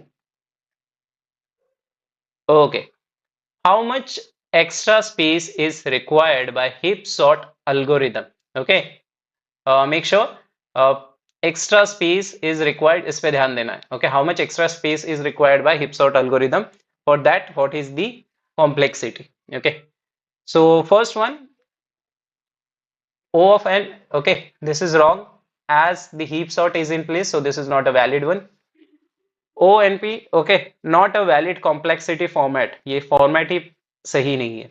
Okay, next, C, heap uses recursion, so ये option भी गलत है. And your last is the correct option, that is O log n will be your complexity for heap sort algorithm for extra space. Okay, so your right answer is D, that is O log n. Okay, so you can see your heap sort uses in place heap requiring O of 1 extra space, but due to recursion, okay, basically it requires O of 1, but due to recursion in heapify, log n space is used in the worst case. Okay, तो जब भी आपको answer mark करना है हमेशा आपको worst case scenario से mark करना है. Okay, so that's why the answer is D, O of log n. Okay, let's move on to the next one. Okay, consider a non-negative counting semaphore S. The operation PS decrements S. Okay, PS क्या कर रहा है? PS लिख लेते हैं हम. PS क्या कर रहा है? सेमाफोर को डिक्रीमेंट कर रहा है. Okay, and VS increments the S. VS increments the S. S plus plus. Okay. During the execution, 20 PS operations and 12 VS operations are issued in some order. Okay, order दिया गया नहीं है. Order कोई भी can be a random order for this execution. The largest initial value of S for which at least one piece operation will remain blocked is. Okay, So it is asking for the largest initial value of what? S. Okay, for which this will be block. Okay, so let's check it how we can resolve it. Okay, so here if you see there are 20 P's operation. कितने P's operation दिए गए हैं? 20. Okay, so first you need to write some formula. Okay, final, you should remember this, final S value will be equal to initial S minus P of S plus V of S. Like, that is decrement and increment. Okay, so let's start. Let's say we are initializing S initial value. S initial value को अगर हम क्या ले रहे हैं, से हम option से ही जाते हैं. S initial value, let's say last option D में ले रहा हूँ. S का initial value अगर मैं 7 कंसिडर कर रहा हूँ. Okay, so what it will be? 7 minus 20 plus 12 कितना आ रहा है? ओके, 7 minus 20 minus 13 plus 12 कितना आ गया? -1. सिंस इट इज नेगेटिव, क्या आया है? Negative. Since it since it is -1, तो ये क्या हो गया? ब्लॉक हो जाएगा. क्या हो जाएगा? ब्लॉक हो जाएगा. Okay, it will be blocked. क्यों? क्योंकि -1 आ रहा है, इसलिए. Let's try with the next S value. S initial दूसरी वैल्यू हम ले लेते हैं ऑप्शन में से, दैट इज 6. तो 6 minus 20 सेम फॉर्मूला प्लस 12 कितना आ रहा है? -2. So this will be blocked as well because ये मैच होना चाहिए आपके इनिशियल वैल्यू के साथ. Okay, next we take 5. If we take 5 कितना आएगा? 5 minus 20 plus 12, so this will give us -3. क्या ये मैच हो रहा है इनिशियल वैल्यू के साथ? No. So this will be blocked as well. And last is 4. हम क्या ले रहे हैं? एस इनिशियल वैल्यू क्या ले रहे हैं हम? 4. इसका कैलकुलेशन आएगा 4 minus 20 plus 12, it will give you -4. okay, so this will be your right answer. Okay, why this will be your right answer? Because other options, whatever you are saying, 5, 6, 7, these option will give you what? Larger values. Okay, since these are giving larger values, so it will allow more processes before blocking. Okay, so A is your correct answer, that is 4. That will have the largest initial value for S. For least one PS operation will be remain blocked. Okay, so your answer is D. Let's move on to the last question for this particular session. Where does the swap space reside? Okay, where does the swap space reside? अब ये swap space कब क्यों करते हैं? जब memory efficiency के लिए. Okay, so RAM is used when see options क्या क्या दिए हुए हैं? RAM. Okay, is it correct answer or wrong? Wrong, because swap is used when RAM is full. Okay, so फिर से हम RAM को use नहीं कर सकते. So RAM is not the right answer.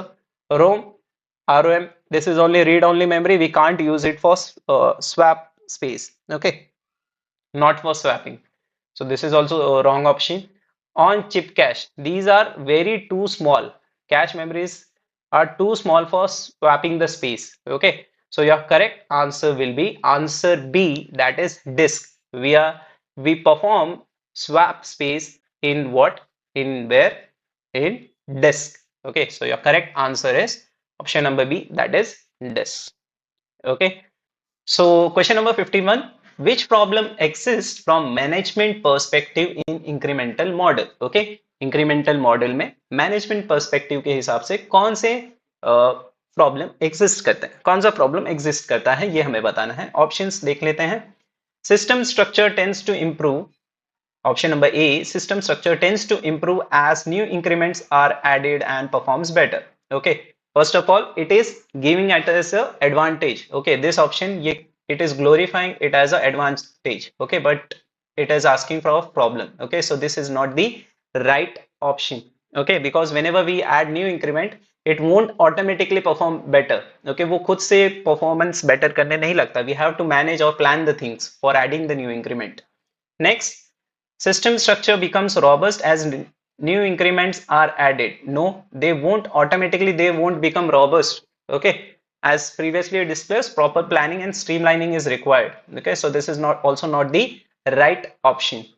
Next, system structure tends to degrade. Okay, this much it is right, as new increments are added and performs better. This is wrong. Perform, it will perform better. This is wrong. Half it is right, half wrong. Okay, performs better, it won't perform better. अपने आप से ही वो perform नहीं करेगा. Whenever simple in incremental model, from management perspective the biggest thing that problem is कि हम कुछ नया इंक्रीमेंट अगर ऐड कर रहे हैं तो वो हमारे एग्जिस्टिंग सिस्टम को थोड़ा स्लो डाउन या डिग्रेड करता है, या whenever we do compatibility, so there are the issues. Okay, so C is also not the right answer. D wala, system structure tends to degrade as new increments are added and regular changes corrupt its structure. This is your right option. Whenever we add new increment, okay, system structure degrade होता है जैसे ही हम नया increment add करते हैं, और frequent change, हर एक increment के साथ कुछ नया चेंज अगर आप करते जाओगे तो आपका सिस्टम का स्ट्रक्चर डिग्रेड होगा. Okay, so here are the more explanation. You can read this. System structure, first one is false because managing dependency and quality becomes harder. Okay, option B, robust, adding new increments always leads to more complexity. Option C, why it is wrong, tends to degrade but performs better. Degradation होता है, हमेशा performance better होगा. It is not that easy. Okay, so your option, right option is, आपका system structure degrade होता है as you add new increment and regular changes अगर हम करते हैं तो it corrupts the entire structure of your project. Okay, so 51 answer, correct answer is D. Let's move on to the next one. In development testing, dash may be simple entities such as functions or object classes or may be coherent group of entities. Okay, testing से question है आपका, क्या पूछ रहा है? In development testing may be a simple entity such as function or object classes or may be a coherent group of these entities. Okay, so first of all options देख लेते हैं. Option D, domain. This is not a right answer. Why? Because domain always speaks about broader perspective. Okay, एक large perspective के बारे में speak कर रहा है. So this is not the right answer that can be tested. Okay, it can't be acted as an entity. Okay, so next, view. View is what? View is kind of a software component. Okay, it is what? It is a view is kind of a display data. Okay, but not a software component. Sorry, it is not a software component. It is just a display data. Okay, that's why it is not a testable entity. So this is not also not right answer. Next, B, table. Table is a data storage, not a testable unit. First of all, okay. So your correct answer is component. Component is a testable unit, or you can say a group of unit that we can test in development testing. Okay, so your right answer is A, components. Next,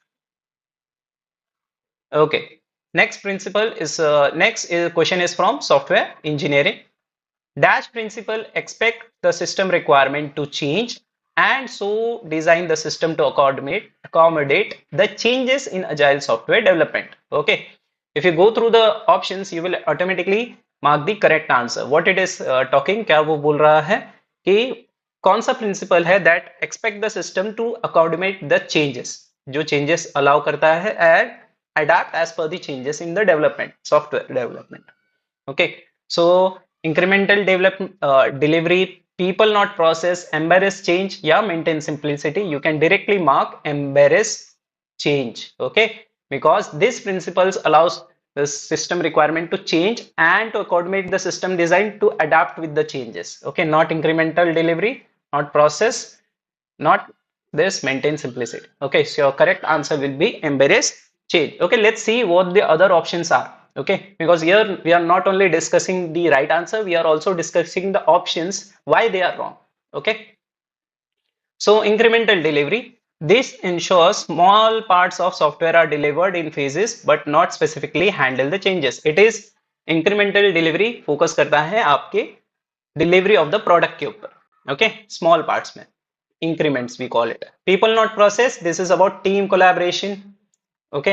And last D, maintain simplicity, is to maintain simple design, or let's say simple design of code, okay. So this is why these options are wrong. So your correct answer is embrace change principle for 53. Okay, let's move on to the next question. Okay, again software engineering, the dash thread of extreme programming comes from helping build software teams at their startups and need to maintain the flexibility. Okay, so here we are talking about what? Here we are talking about team stay and flexibility. Okay, so first of all, this it is about team communication. Okay, so your seventh one, this is wrong, because it seventh thread of extreme programming, it talks about collaboration, customer collaboration. Sixth, whereas sixth one, it talks about adaptability. So this is also wrong. Your option B, fourth one, fourth, it is about continuous integration. So this is also wrong. Your first is the right option, that is about team communication or team building. Okay. So this is your right answer with respect to this particular question. Okay. Again, I will repeat. What was the question? The dash thread of extreme programming comes from helping build software teams. Okay, it is about team building. That's why your other principle, seventh principle क्या बोलता है? Customer collaboration के बारे में. Sixth principal बताता है हमें adaptability के बारे में. फोर्थ प्रिंसिपल हमें बताता है कंटिन्यूअस इंटीग्रेशन के बारे में. And second principle is about team communication. So your right answer for 54 is option A. Okay, let's move on. Okay, next, dash are requirement discovery technique that were first introduced in object tree method. Okay, first of all, you should know object tree method होता क्या है. पहले वो देख लेते हैं. Understanding object tree method. Object tree method is a software development methodology that introduce use cases for requirement discovery. Okay, for requirement discovery के लिए object tree method has introduced use cases, okay, where you have different use cases from different perspective, user perspective, client perspective. Okay, how or now what is use case? A use case describe how a user interact with the system. Okay, so straight away you can mark your answer, that is D, use cases. Now these three, class, objects, function, this is related to your object oriented programming, that is OOPS. So these are the wrong options. Okay, so for this object tree method, it was introduced with the help of what? Use cases. Your correct answer is option number D. Okay, let's move on to the next one. Architecture model may include dash models that show relationships such as data flow between subsystem. Okay, now straight away it is asking about such architectural model that shows relationship such as data flow between the systems. Okay, which of these options are correct? Let's see one by one. First, static structural. Okay, it describes about system structure, not about relationships. So this is not the right answer. Okay, जो first आपका option है static structure, ये structure system architecture बताता है. Next, dynamic process. It shows how your system changes over time. Dynamic always means you are providing the runtime value or runtime changes are done. Okay, so ये option भी आपका wrong है. Interface model defines how system communicate. Okay, how system communicate, not their internal relationships. See, यहाँ पे आपको observe करना है. It has asked such type of model that shows relationship as well as data flow, दोनों ही बताता हो. So this is not the correct answer. Interface is also wrong. It just shows the how they communicate. Okay, your last model, relationship model, is the right answer because it shows the how different parts of a system interact and the data flow between the subsystems. Okay, so your correct answer for this particular question 56 is answer D. Okay, so statistical structure focuses on what? जैसा मैंने बताया, system architecture. Dynamic process, system changes over time but not relationships. Interface model क्या करता है? How system communicate, what not, how the system is internally coordinated. Okay, so the correct answer is relationship models. Let's move on to the next one. Okay, Dash ensures the software development team have followed project quality procedures. Okay, the easiest one. Planning, wrong answer because यहाँ पे हम plan करते हैं quality measures को.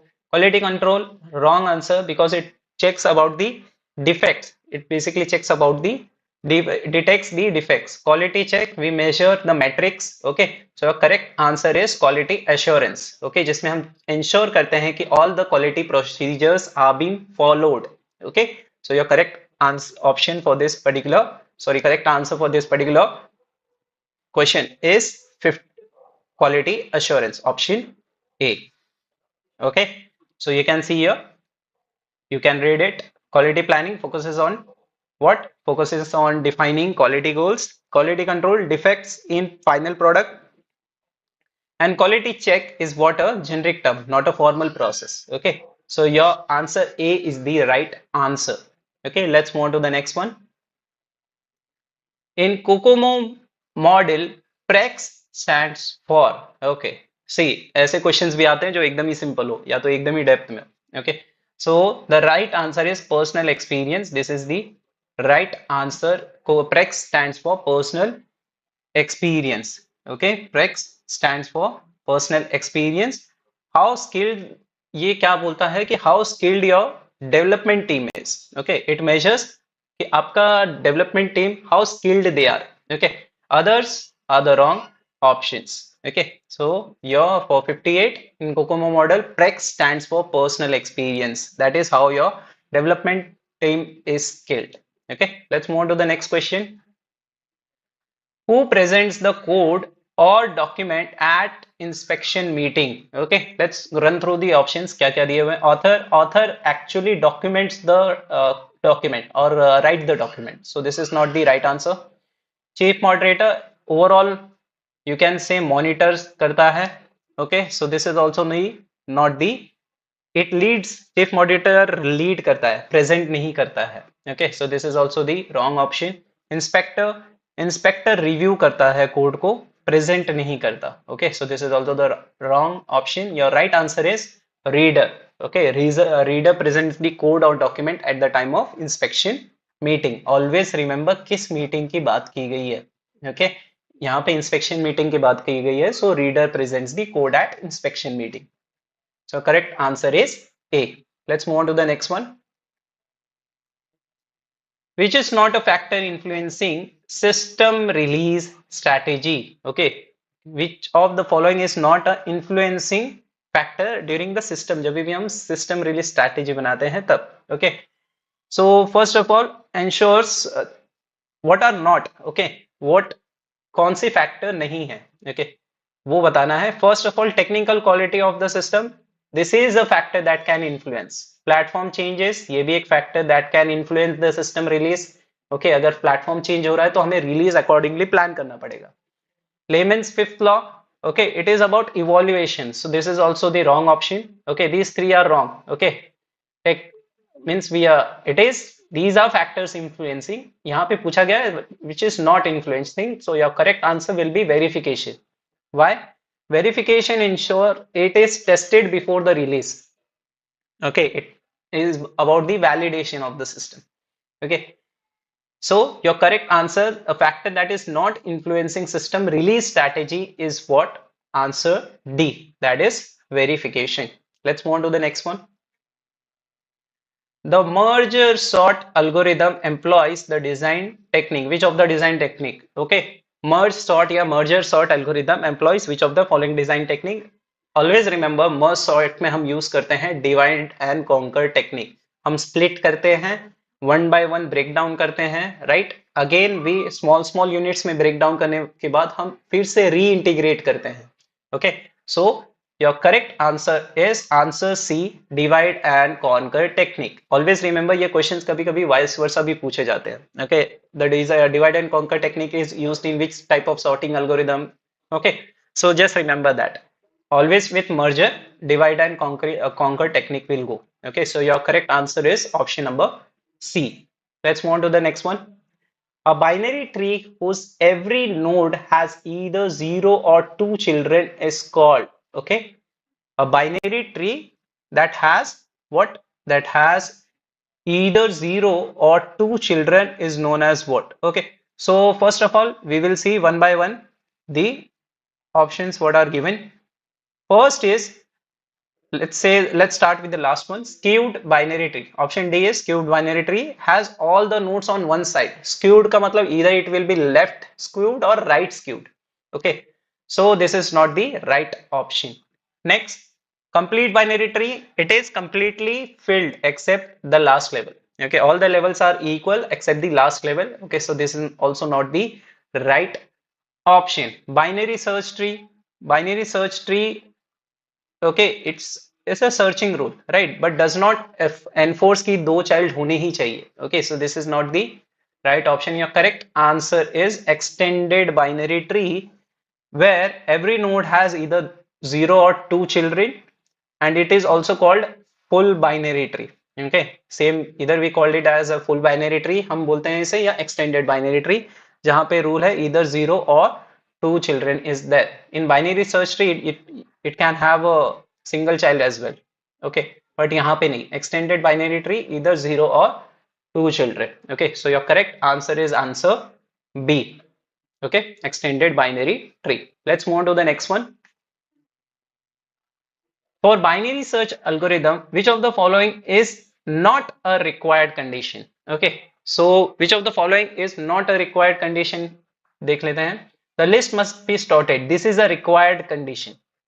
Okay, there must be an easy mechanism to delete or insert element. This is not a required condition. Okay, so this can be our right answer, option B. Next देख लेते हैं. There should be a direct access to the middle element in any sublist. Okay, this is also a required condition. These two, option A and option C, are required condition. Okay, then which is not required condition? That is your option B. There must be an easy mechanism to delete or insert the element in list. ये आपका required condition नहीं है. Okay, so आपका answer आएगा option B. That is, for binary search algorithm, there must be an easy way to mechanism to delete or insert element. ये एक required condition नहीं है. Okay, let's move on to the next question. A doubly linked list is what? A linear data structure, a non-linear data structure, both linear and non-linear data structure, neither linear non-linear data structure. Okay, so always remember a doubly linked list as a linear data structure. Straight away you can mark the option number 1. Okay, others were non-linear. Linked lists are always linear, you should know. This is wrong. Non-linear data structure नहीं है वो. Linked list is a doubly linked list especially is a linear data structure. Both linear and non-linear, no, or only it is linear. Neither linear, ये तो कुछ बनता ही नहीं है, right? So always remember, linked list is a linear data structure. So your correct answer is answer A.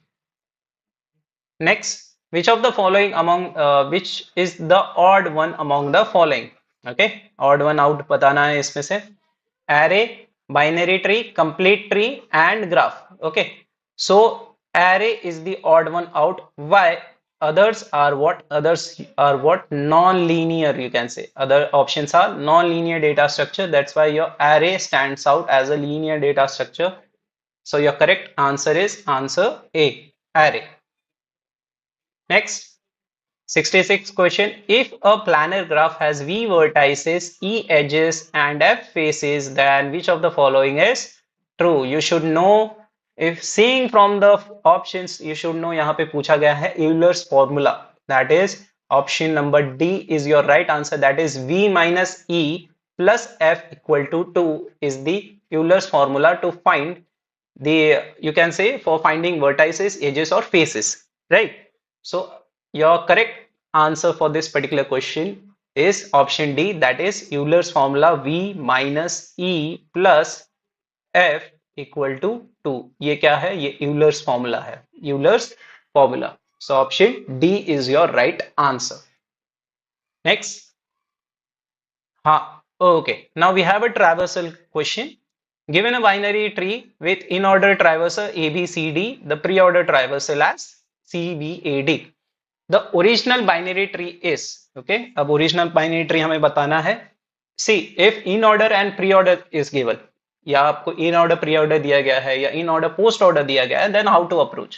Okay, so first of all see here, in order आपको दिया हुआ है, आयो मैं लिख रहा हूं यहाँ पे. In order आपके पास है क्या? A, B, C, D. Pre order आपके पास है, पी आर लिख लो यहाँ पे. प्री ऑर्डर है आपके पास C, B, A, D.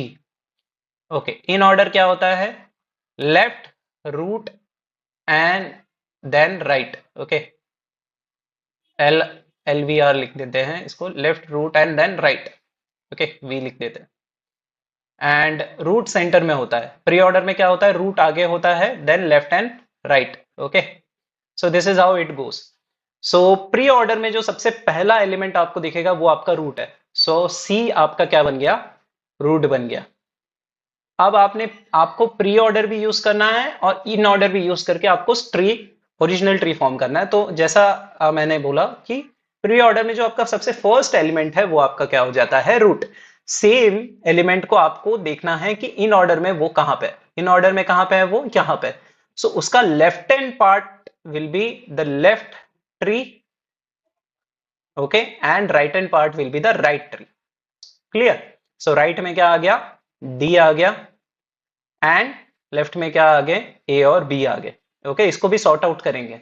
Okay, if you see the options already हम आंसर के पास हैं. Okay, then too we will solve this further.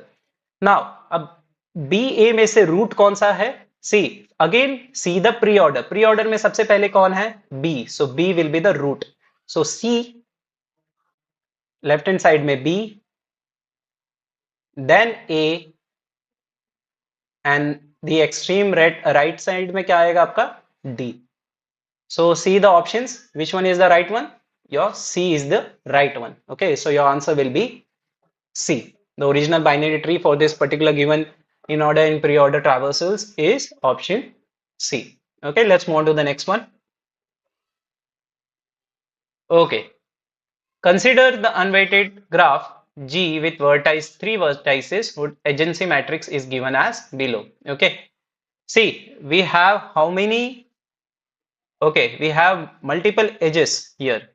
In the question number 68, since all the edges have equal weights, सभी edges के कितने weights हैं? If you see, सभी edges के कितने weight हैं? 2 weight. Okay, so there are possibilities of multiple MSTs.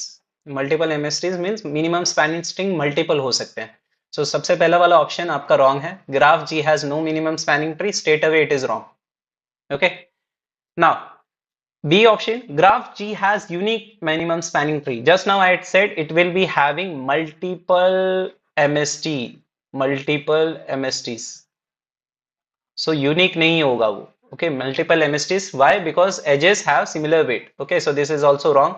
Last option, if you see, graph H has 3 minimum spanning tree of different cost. This is also wrong because यहाँ पे graph H लिखा हुआ है, जबकि हम work कर रहे हैं graph G पे. Okay. If you see graph G, option C, graph G has 3 distinct minimum spanning trees and each of cost 4. This will be your right answer. Okay, because using Crusoe's algorithm we can form 3 different minimum spanning trees, and if you use the formula, okay, for 3 edges we can have 3 minimum spanning tree with each cost of what? Cost of 4, if you apply the formula. Okay, so your correct answer for this particular question is C. Graph G will have 3 distinct minimum spanning trees, each at the cost of 4. Okay, let's see the next question. 69. The traveling salesman problem can be solved using which of the following method? Okay, traveling salesman problem के लिए हम कौन सा approach लेंगे? Okay, so whenever the traveling salesman problem is there, we use option number C, that is minimum spanning tree हम use करते हैं, MST, for solving what? Travelling salesman problem. Why other option क्या कर रहे हैं? BFS trouble हमें क्या देता है? शॉर्टेस्ट पाथ देता है, sorry, it gives us shortest path, okay, but not the cycle. Spanning tree not necessarily minimum provide करेगा, इसकी गारंटी नहीं है, ओके। सो यहाँ पे पूछा गया है ट्रैवलिंग सेल्समैन प्रॉब्लम, जिसको हमें मिनिमम रूट्स में दिखाना होता है। लास्ट डीएफएस आपका क्या बताता है? एक्सप्लोर सभी पाथ्स को ये एक्सप्लोर करता है, it explores what? All paths, okay. So ये this is not your right answer. DFS explores the all path. Okay, so BFS is wrong, spanning tree is wrong, and DFS is also wrong. Your correct answer is option number C, that is a minimum spanning tree for traveling salesman problem. Okay, let's move on to the next one. A complete binary tree has depth given by the formula where n is the number of nodes. Okay, so this is concept based question. Okay, जहां पे आपको पता होना चाहिए कि वो complete binary tree depth is given by which of the following formula. Okay, so here the correct one is C, log to the base of 2, that is n plus 1 is the correct formula for depth, or you can say height of a complete binary tree. जब भी हमें depth या height पता करना है किसी भी complete binary tree का, then we are using the option that is formula log n plus 1. Okay, so let's option C is your right answer for this particular question. Let's move on to the next one. Okay, now here we have question from your regular expressions. Okay, so question number 71. Okay, H is denoted by H of A, AB. See, if you go through the question, it is very simple. Okay, so be with me. H of A दिया हुआ है AB, it is representing, HB is representing BBC. Okay, then HAB is given as something like this. The homomorphic image of L given as AA comma ABA, what it will be from the given options. Okay, first of all you should know homographic image होता क्या है. See, homographic image replace each character based on given transformation. जो भी transformation आपको दिया गया है, okay, ये transformation जो भी आपको दिए गए हैं उस basis पे हम characters को replace करेंगे. Okay, so meaning what? AA आपका replace हो जाएगा किससे? What does the A represent here? A क्या value है? AB. So AB, so it will be sorry for this, AB, AA हो जाएगा AB, and ABA, your second part, ABA, ये जो आपका second part दिया हुआ है, ये क्या बन जाएगा? Since A is what? AB, so हमें AB लिखना पड़ेगा starting में. B क्या represent कर रहा है? BBC, so it will be BBC, and last में again A है तो AB आ जाएगा. Okay, so AA will be represented as ABAB as by given the transformations, and ABA will be AB, BBC, AB. Okay, so from the options the correct answer is answer A, that is ABAB, ABBC, AB. Okay, so this is what homographic image is. Homographic image basically replace each character based on the given transformations. Okay, so option A is your right answer for this particular question. Let's move on to the next one. Okay, regular expression से एक और question है. Determine the language regular expression for the language accepted by L1 by L2 for L1 equal to, okay, L1 दिया हुआ है and L2 दिया हुआ है. First of all, ये divide rule है. If you know, it is what? It is a divide rule. So let's see that particular first. Understanding regular expression for language division. Okay, L1 क्या दिया हुआ है? L equal to ABAA. All strings containing BAA surrounded by any number of A's. मतलब जो भी strings हमें मिल रहे हैं, AC यहाँ पे आपको दिया हुआ है. First of all, A asterisk, BAA asterisk. Okay, so all strings containing BAA surrounded by any number of A. It can be either on the front, on the left, on the right. L2 क्या दिया हुआ है? AB asterisk. All strings starting with A followed by B. Okay, starting with A followed by B. Now L1 by L2 पूछा हुआ है. Okay, ये language quotient language which consists of string when concatenated with L2 with produce string L1. Okay, basic division बोला गया है concatenation में. Let's see the example.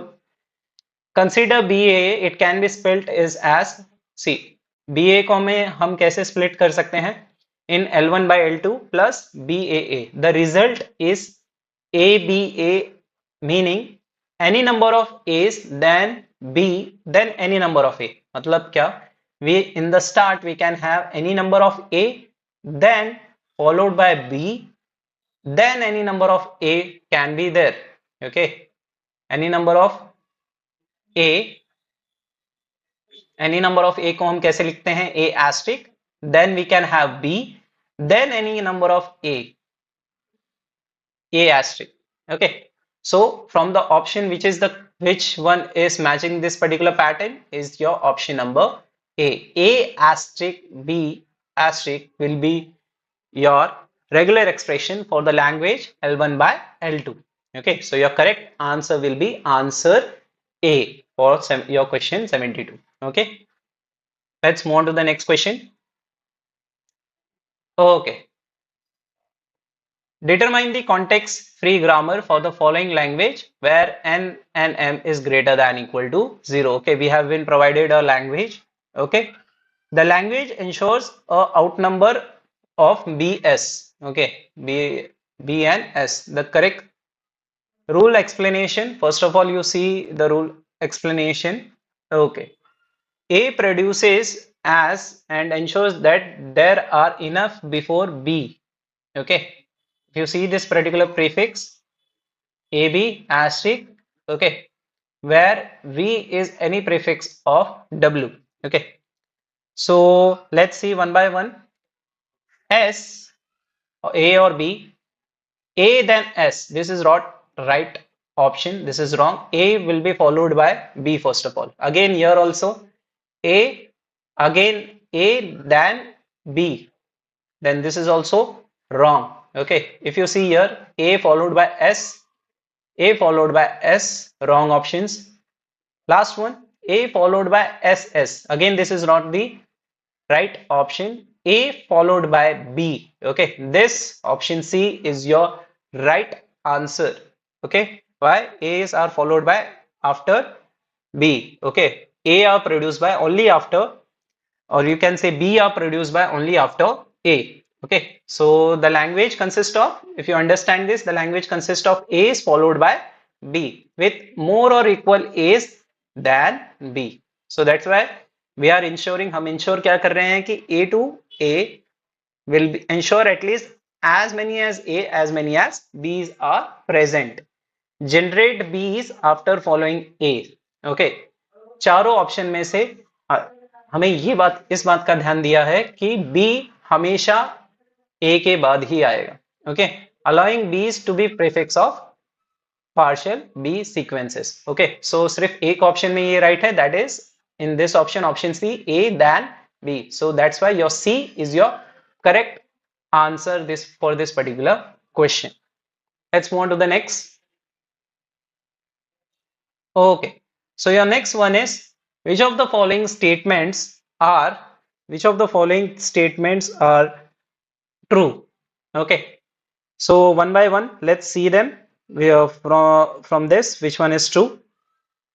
So first one, left recursion S1. Left recursion is a major problem in top-down parsing and needs to be removed first. Yes, this is true. Left recursion एक major problem है किसमें, top-down parsing में, and okay, and it needs to be removed because क्या होता है इससे infinite loops बनते हैं किसमें, top-down parsing में. Next, backtracking makes the bottom-up parser delay the input processing.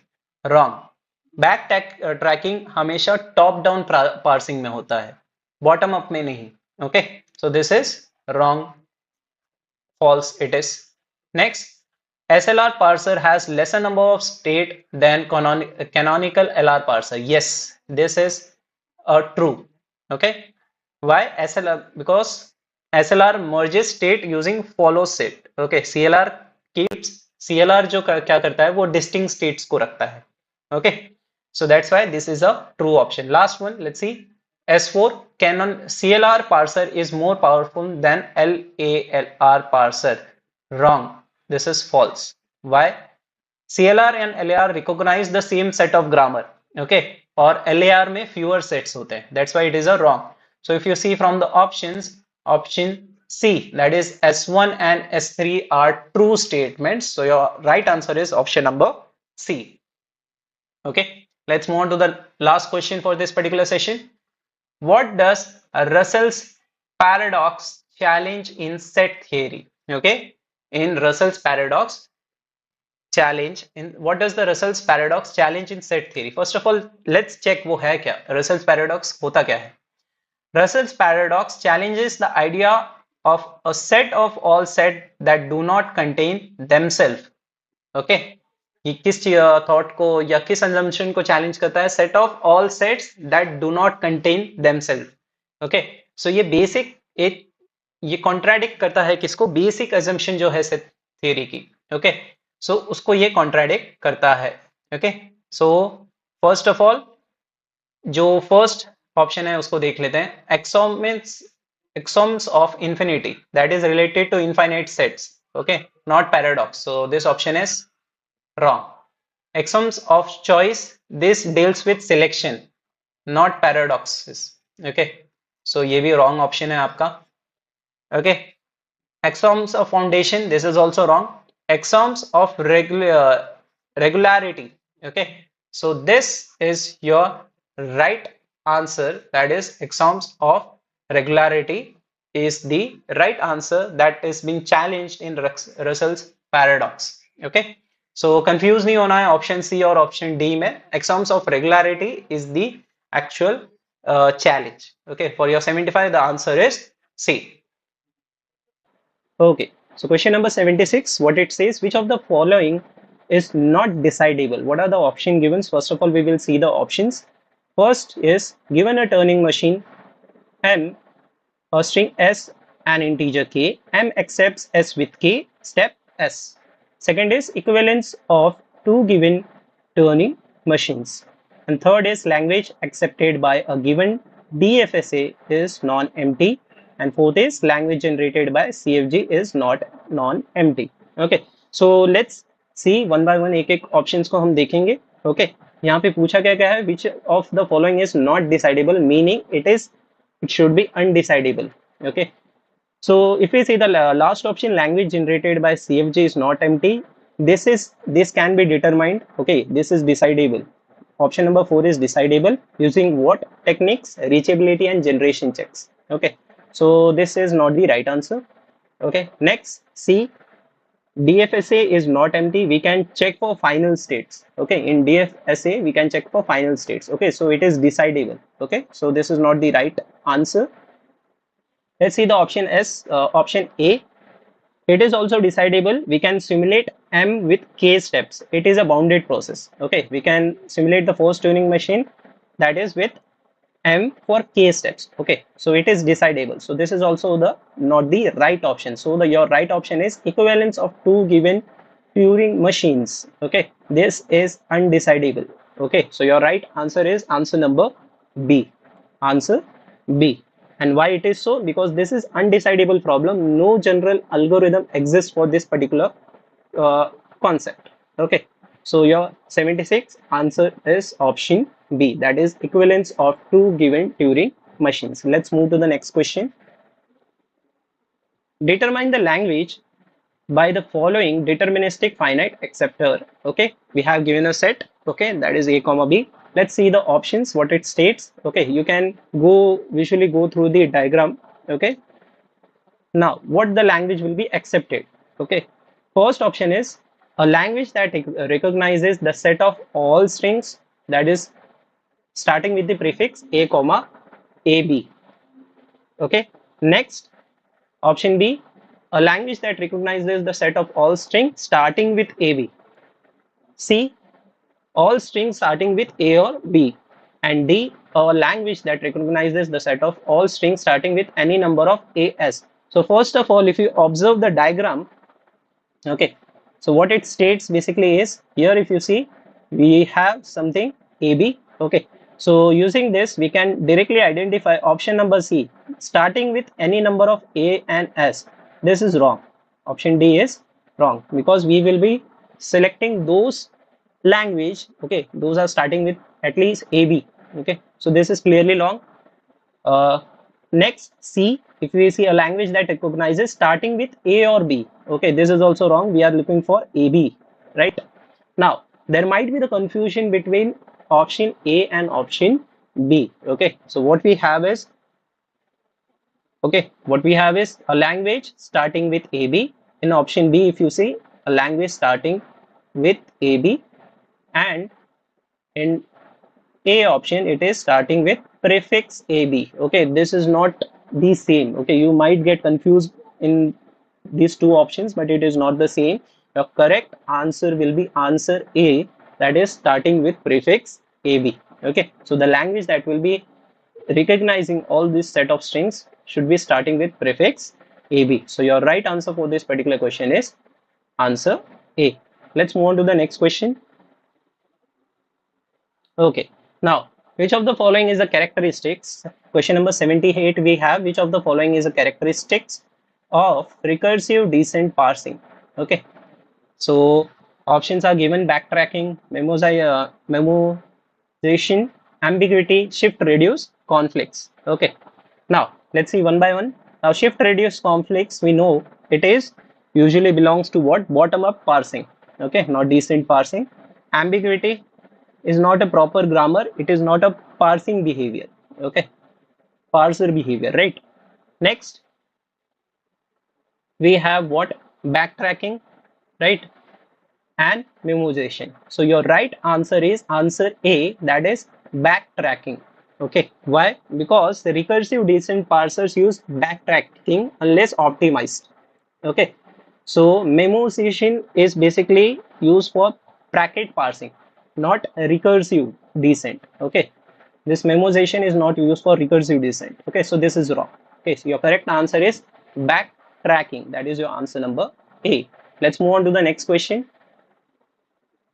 Okay, question number 79 we have, in a S attributed definition, what distinguish synthesized attributes from inherited attributes? Okay, so options are given. You might find the option similar. Okay, the first option is synthesized attributes. Attributes are computed bottom up and inherited attributes are computed top down. Next, inherited attributes are computed bottom up and synthesized attributes are computed top down. Next, C option, what we have, inherited attribute depends on synthesized attributes, and option D we have synthesized attributes depend only on inherited attributes. Your correct answer for this particular question will be answer number A, that is synthesized attributes are computed bottom up and inherited attributes are always computed top down. Okay, so your right answer for this particular question will be option A, that is synthesized attributes are computed top bottom up and inherited ones are computed as top down. Okay, so let's move on to the next question. Okay, next we have question number 80. In p-pole optimization, what is loop unrolling aimed at achieving? Okay, we have seen p-pole. Okay, you might have learned about p-pole optimization. So it is asking what is loop unrolling aimed at, why we use it basically. So options given are option number A, reduce the number of loops. First option is reduce the number of loops. Second, eliminating conditional statements with loops. Third, decreasing the size of loops by removing redundant instructions. And fourth, D is expanding the body of a loop to reduce overhead and improve parallelism. So this is your right answer. That is answer option number D. Okay, so in peephole optimization, loop unrolling is used for expanding the body of a loop and reducing the overhead and improve the parallelism. Okay, so your right answer for this particular question is answer number D. Okay, let's move on to the next question. Okay, question number 81, what we have, the dash is a program that runs on computer and servers that allows computer to communicate over a network? Okay, basic question, isn't it? Okay, now what it is asking, a program that runs on computer as well as servers and that allows computer to communicate with the network. Okay, will it be system software? So first option, no, it won't be the system software because it rely on this located on a includes utilities, or you can say located on a local system where you use OS utilities. Okay, not specifically for networking. Now application software, will it be used for networking or kind of communicating with the other networks? No. Windows operating system, no, this is too specific to a particular platform. And last one is the right answer, that is your network operating system. Okay, so your right answer for this particular question 81 is network operating system, that is used to allow the computer to communicate over the network. So option D is your right answer. Let's move on to the next question. Determine, okay, now we have a PCM TDM system question. Okay, determine the line speed for a 20 channel PCM TDM system with 8 kilohertz sample rate, 10 bits per sample and 1 framing bit per frame. Okay, so since we have given a sample, okay, so we have how many bits, how many channels? We have 20 channels. And what is the sampling rate? It is 8 kilohertz. Okay, so each channel, so first of all we will write what each channel is communicating. Each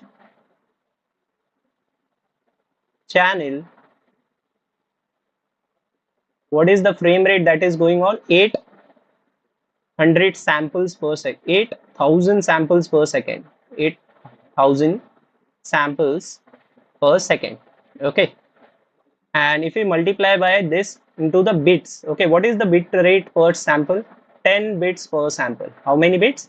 10 bits per sample. Okay, so it will be 8000 into 10, that is 80,000 bits per second. Okay, so now we have for each channel how much bits per second we are having. So for each channel we are having 80,000 bit per second. So since the number of channels are 20, okay, just a second. Okay, sorry.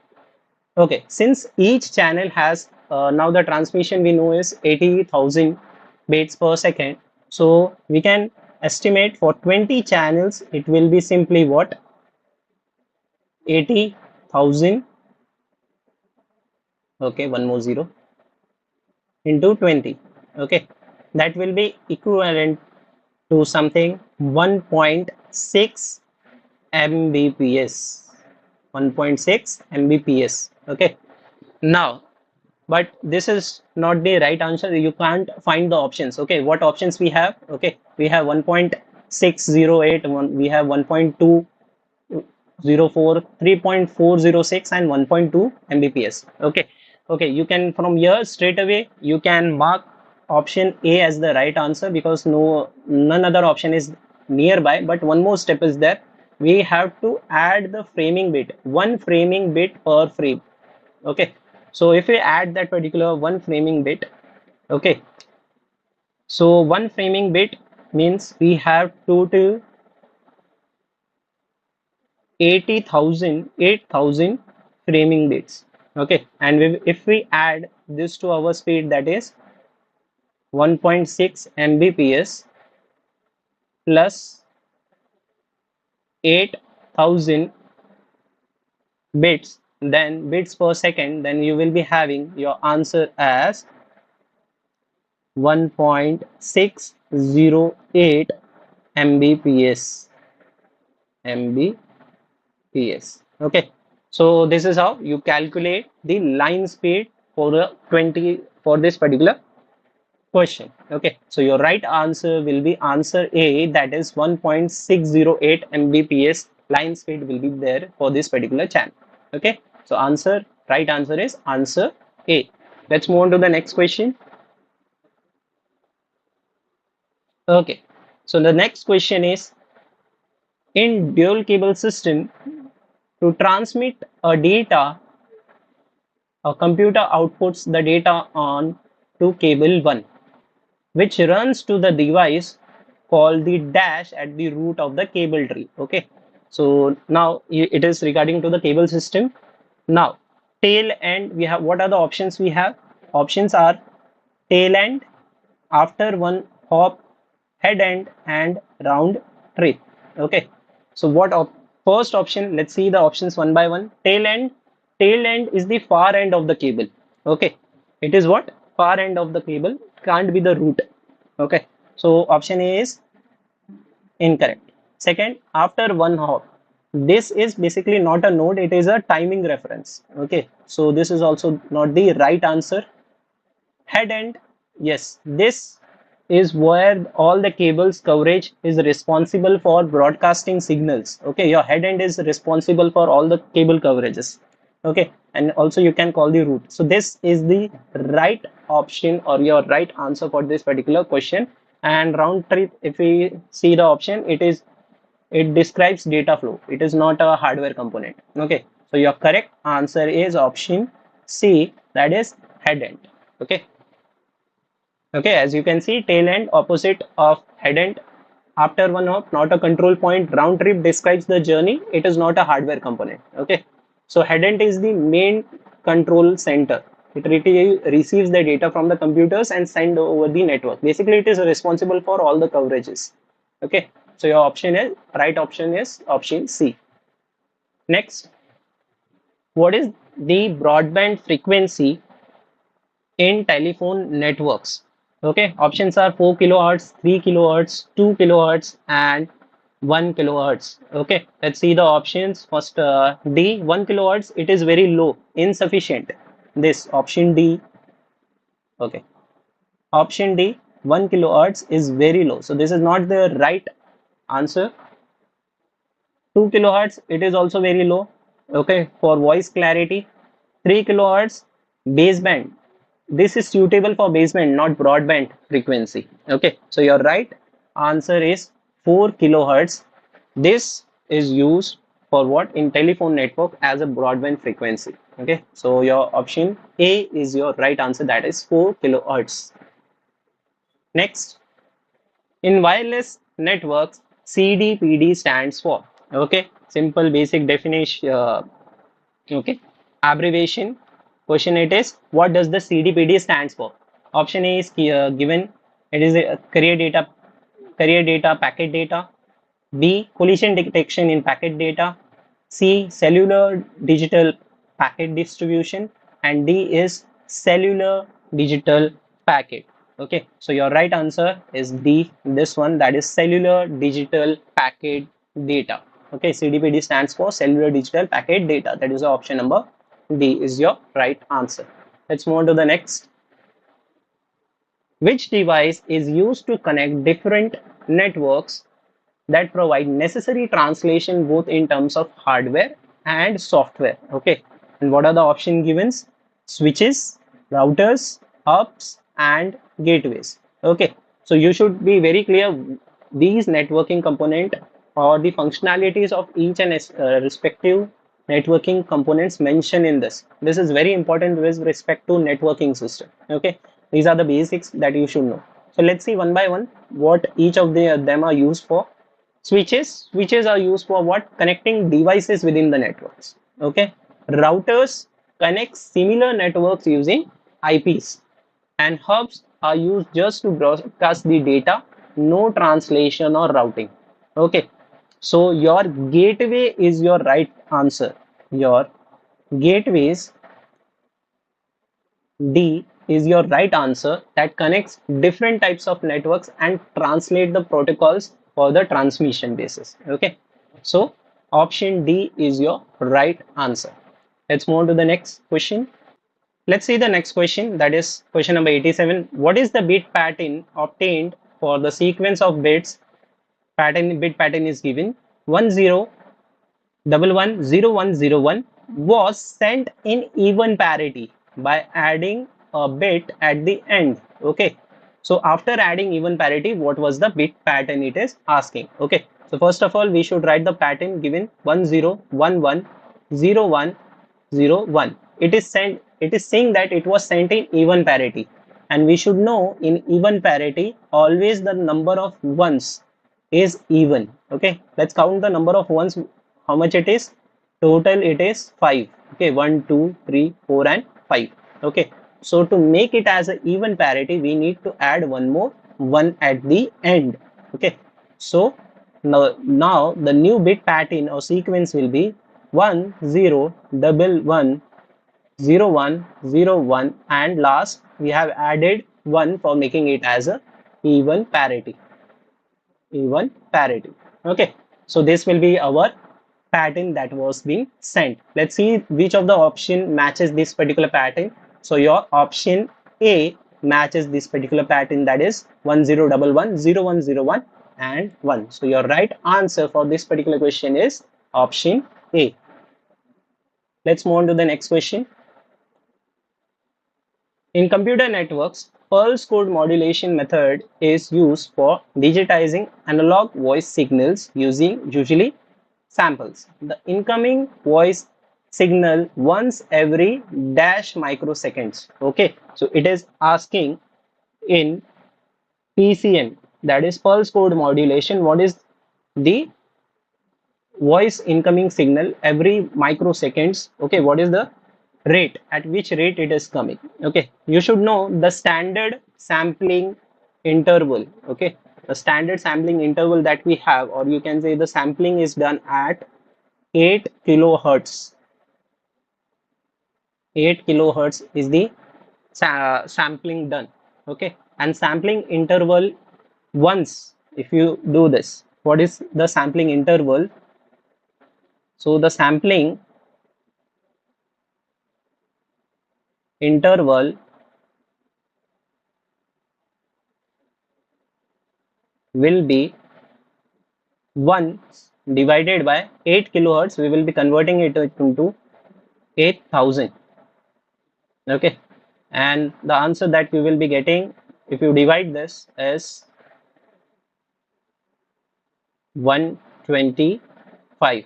Okay, that is 125 microseconds. Okay, so PCM, your PCM usually samples with what?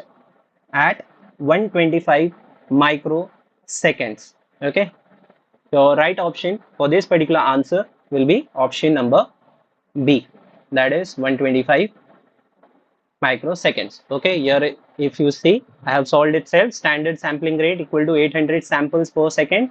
1 second equal to this. Okay, 10 lakh microseconds. Okay, if you divide the 10 lakh microseconds by 8000, you will get 125 microseconds. Okay, so option B will be your right answer. Okay, let's move on to the next question. Okay, question number 89. What is the fixed size block used by trivial file transport protocol to transfer the data? Okay, this you should know. Okay, what is the fixed size block size in TFTP, that is trivial file transfer protocol? Okay, so the correct answer is 512 bytes. Okay, the correct answer is 512 bytes. This is a fixed size block that is used in TFTP to transfer the data. Okay, others are wrong. Okay, so your correct answer for this particular question is option number C, that is 512 bytes. Let's move on to the next question.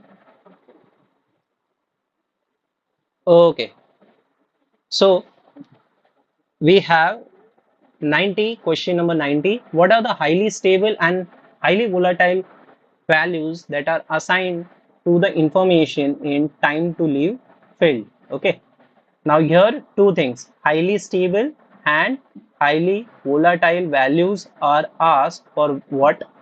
Time to live field, for TTL field. Okay, so highly volatile value is 1 day. Sorry, highly stable value is what? 1 day.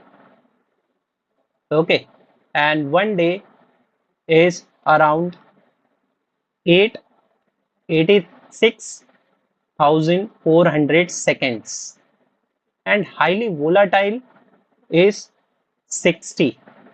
Is what? 60.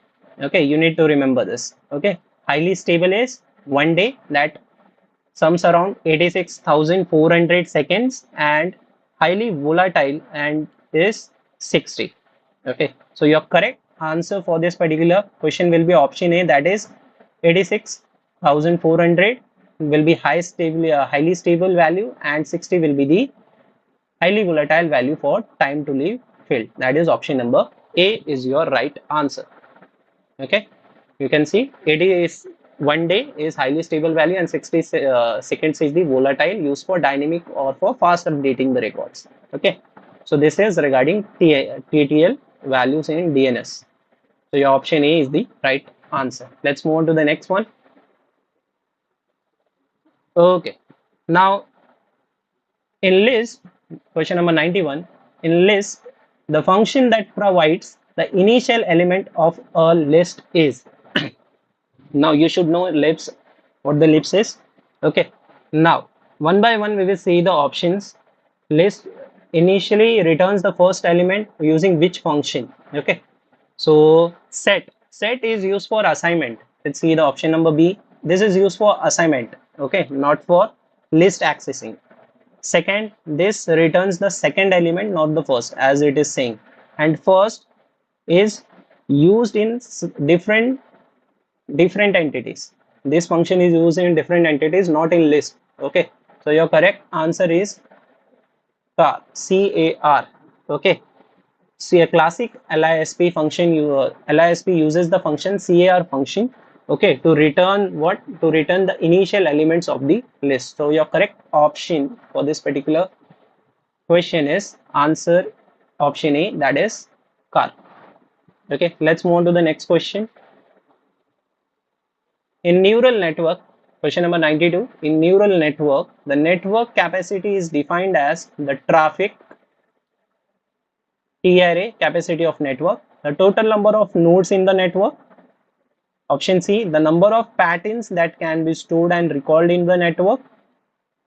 Option D, the number of computes in a network. Okay, so it is saying out of this capacity, in how the network capacity is defined in neural network. Okay, so the traffic does not define the capacity of the network. First of all, total number of node also not doesn't define the capability or capacity of the neural network. Number of computer, it is that's about physical system, not the network or neural learning. Okay, so the number of pattern that can be stored and recalled defines the neural network capacity.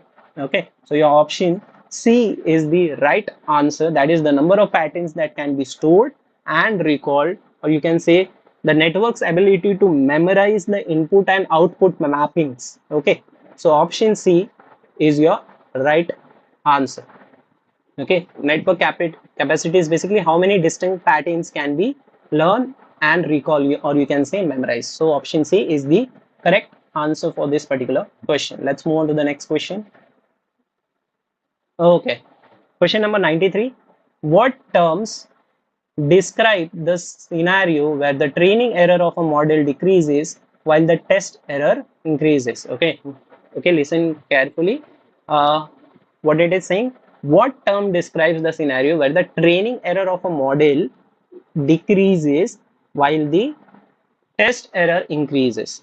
Okay, so let's see the one by one the option. Option number D, proper fitting. This both errors are low. Okay, so this is not the right option. Testing error, a metric. A testing error is a metric, but it can't be suited as a behavior. This is also the wrong option. Underfitting, both errors stay high. In this underfitting, both the errors stay high. Model fails to learn the patterns. So this is also the wrong option.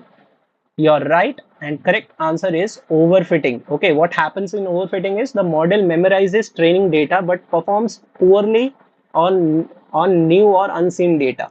Okay, that's why we are saying where the training error of a model decreases while the test error increases.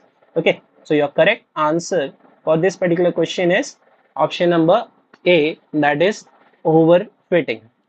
Okay, underfitting, poor learning on both train and test data, proper fitting, balance, testing, error, it is just a symptom. Okay, that's why your overfitting model learns training data too well, even noise, but fails on new data. Okay, so your option A is the right answer. Let's move on to the next question. Okay, next is, what is co-reference resolution? Okay, identify the definition basically. Option A, anaphora resolution. Option B, given a sentence or larger chunk of text, determine which word mentions refers to the same objects or entities.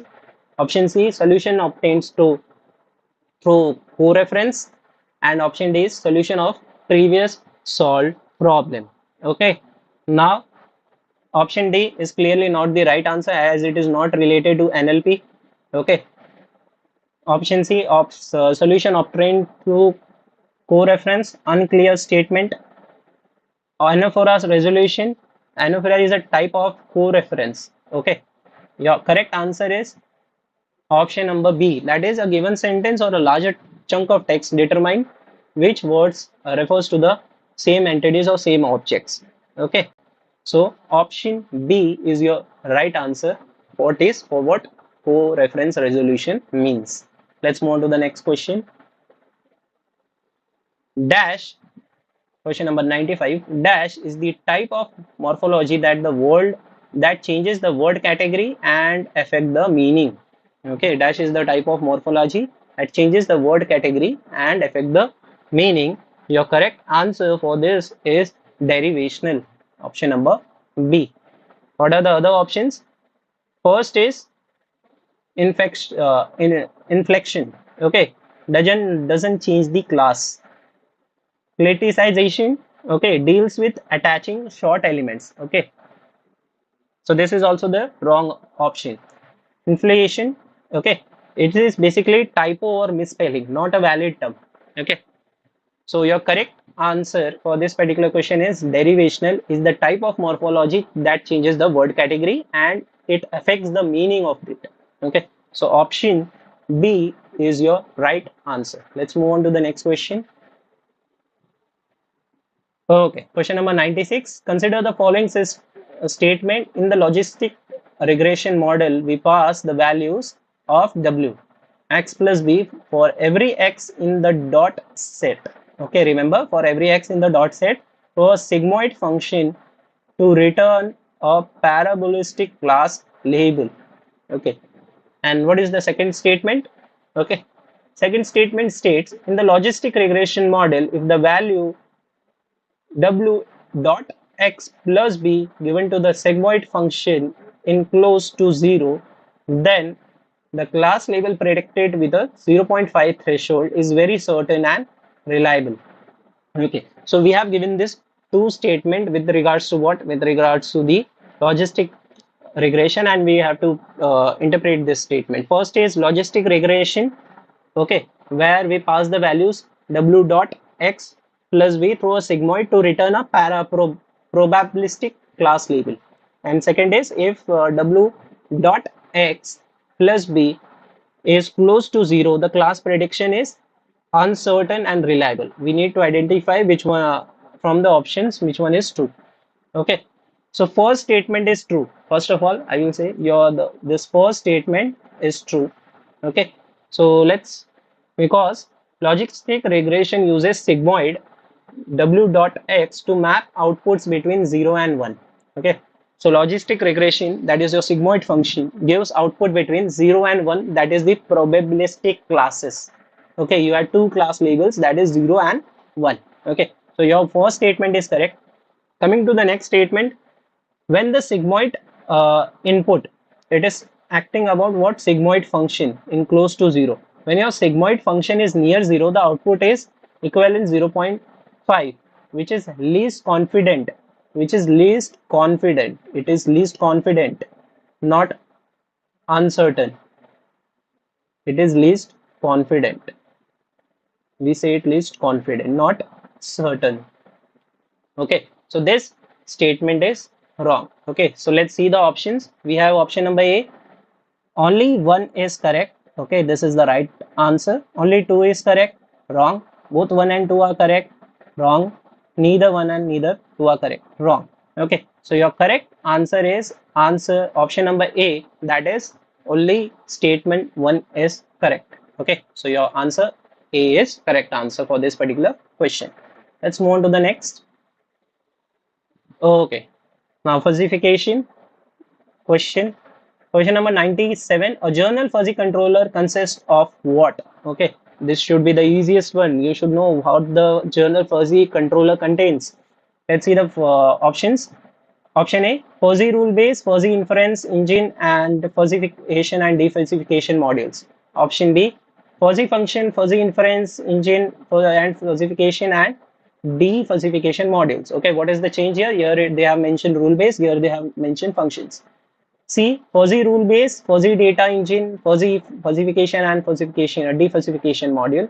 And D, fuzzy functions, fuzzy data engine, and fuzzification and defuzzification module. Your correct answer is first one, that is fuzzy rule, fuzzy inference engine, and fuzzification and defuzzification methods are the part of the fuzzy controller, nothing else. Okay, so your fuzzy controller has three key components, that is one is your rule base, second is your engine, inference engine, and third is your fuzzification and defuzzification modules. Okay, so your answer option A is your right answer.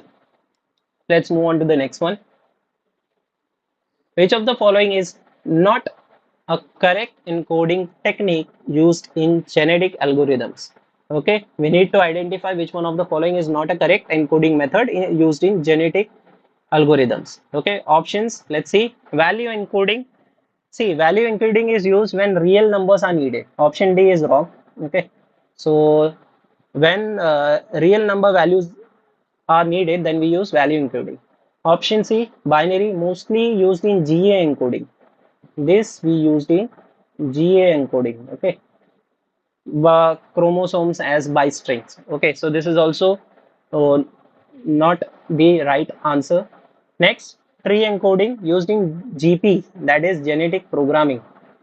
Okay, so this is also not the right answer. The term that is not recognized in GP, or you can say genetic algorithm, is premier encoding.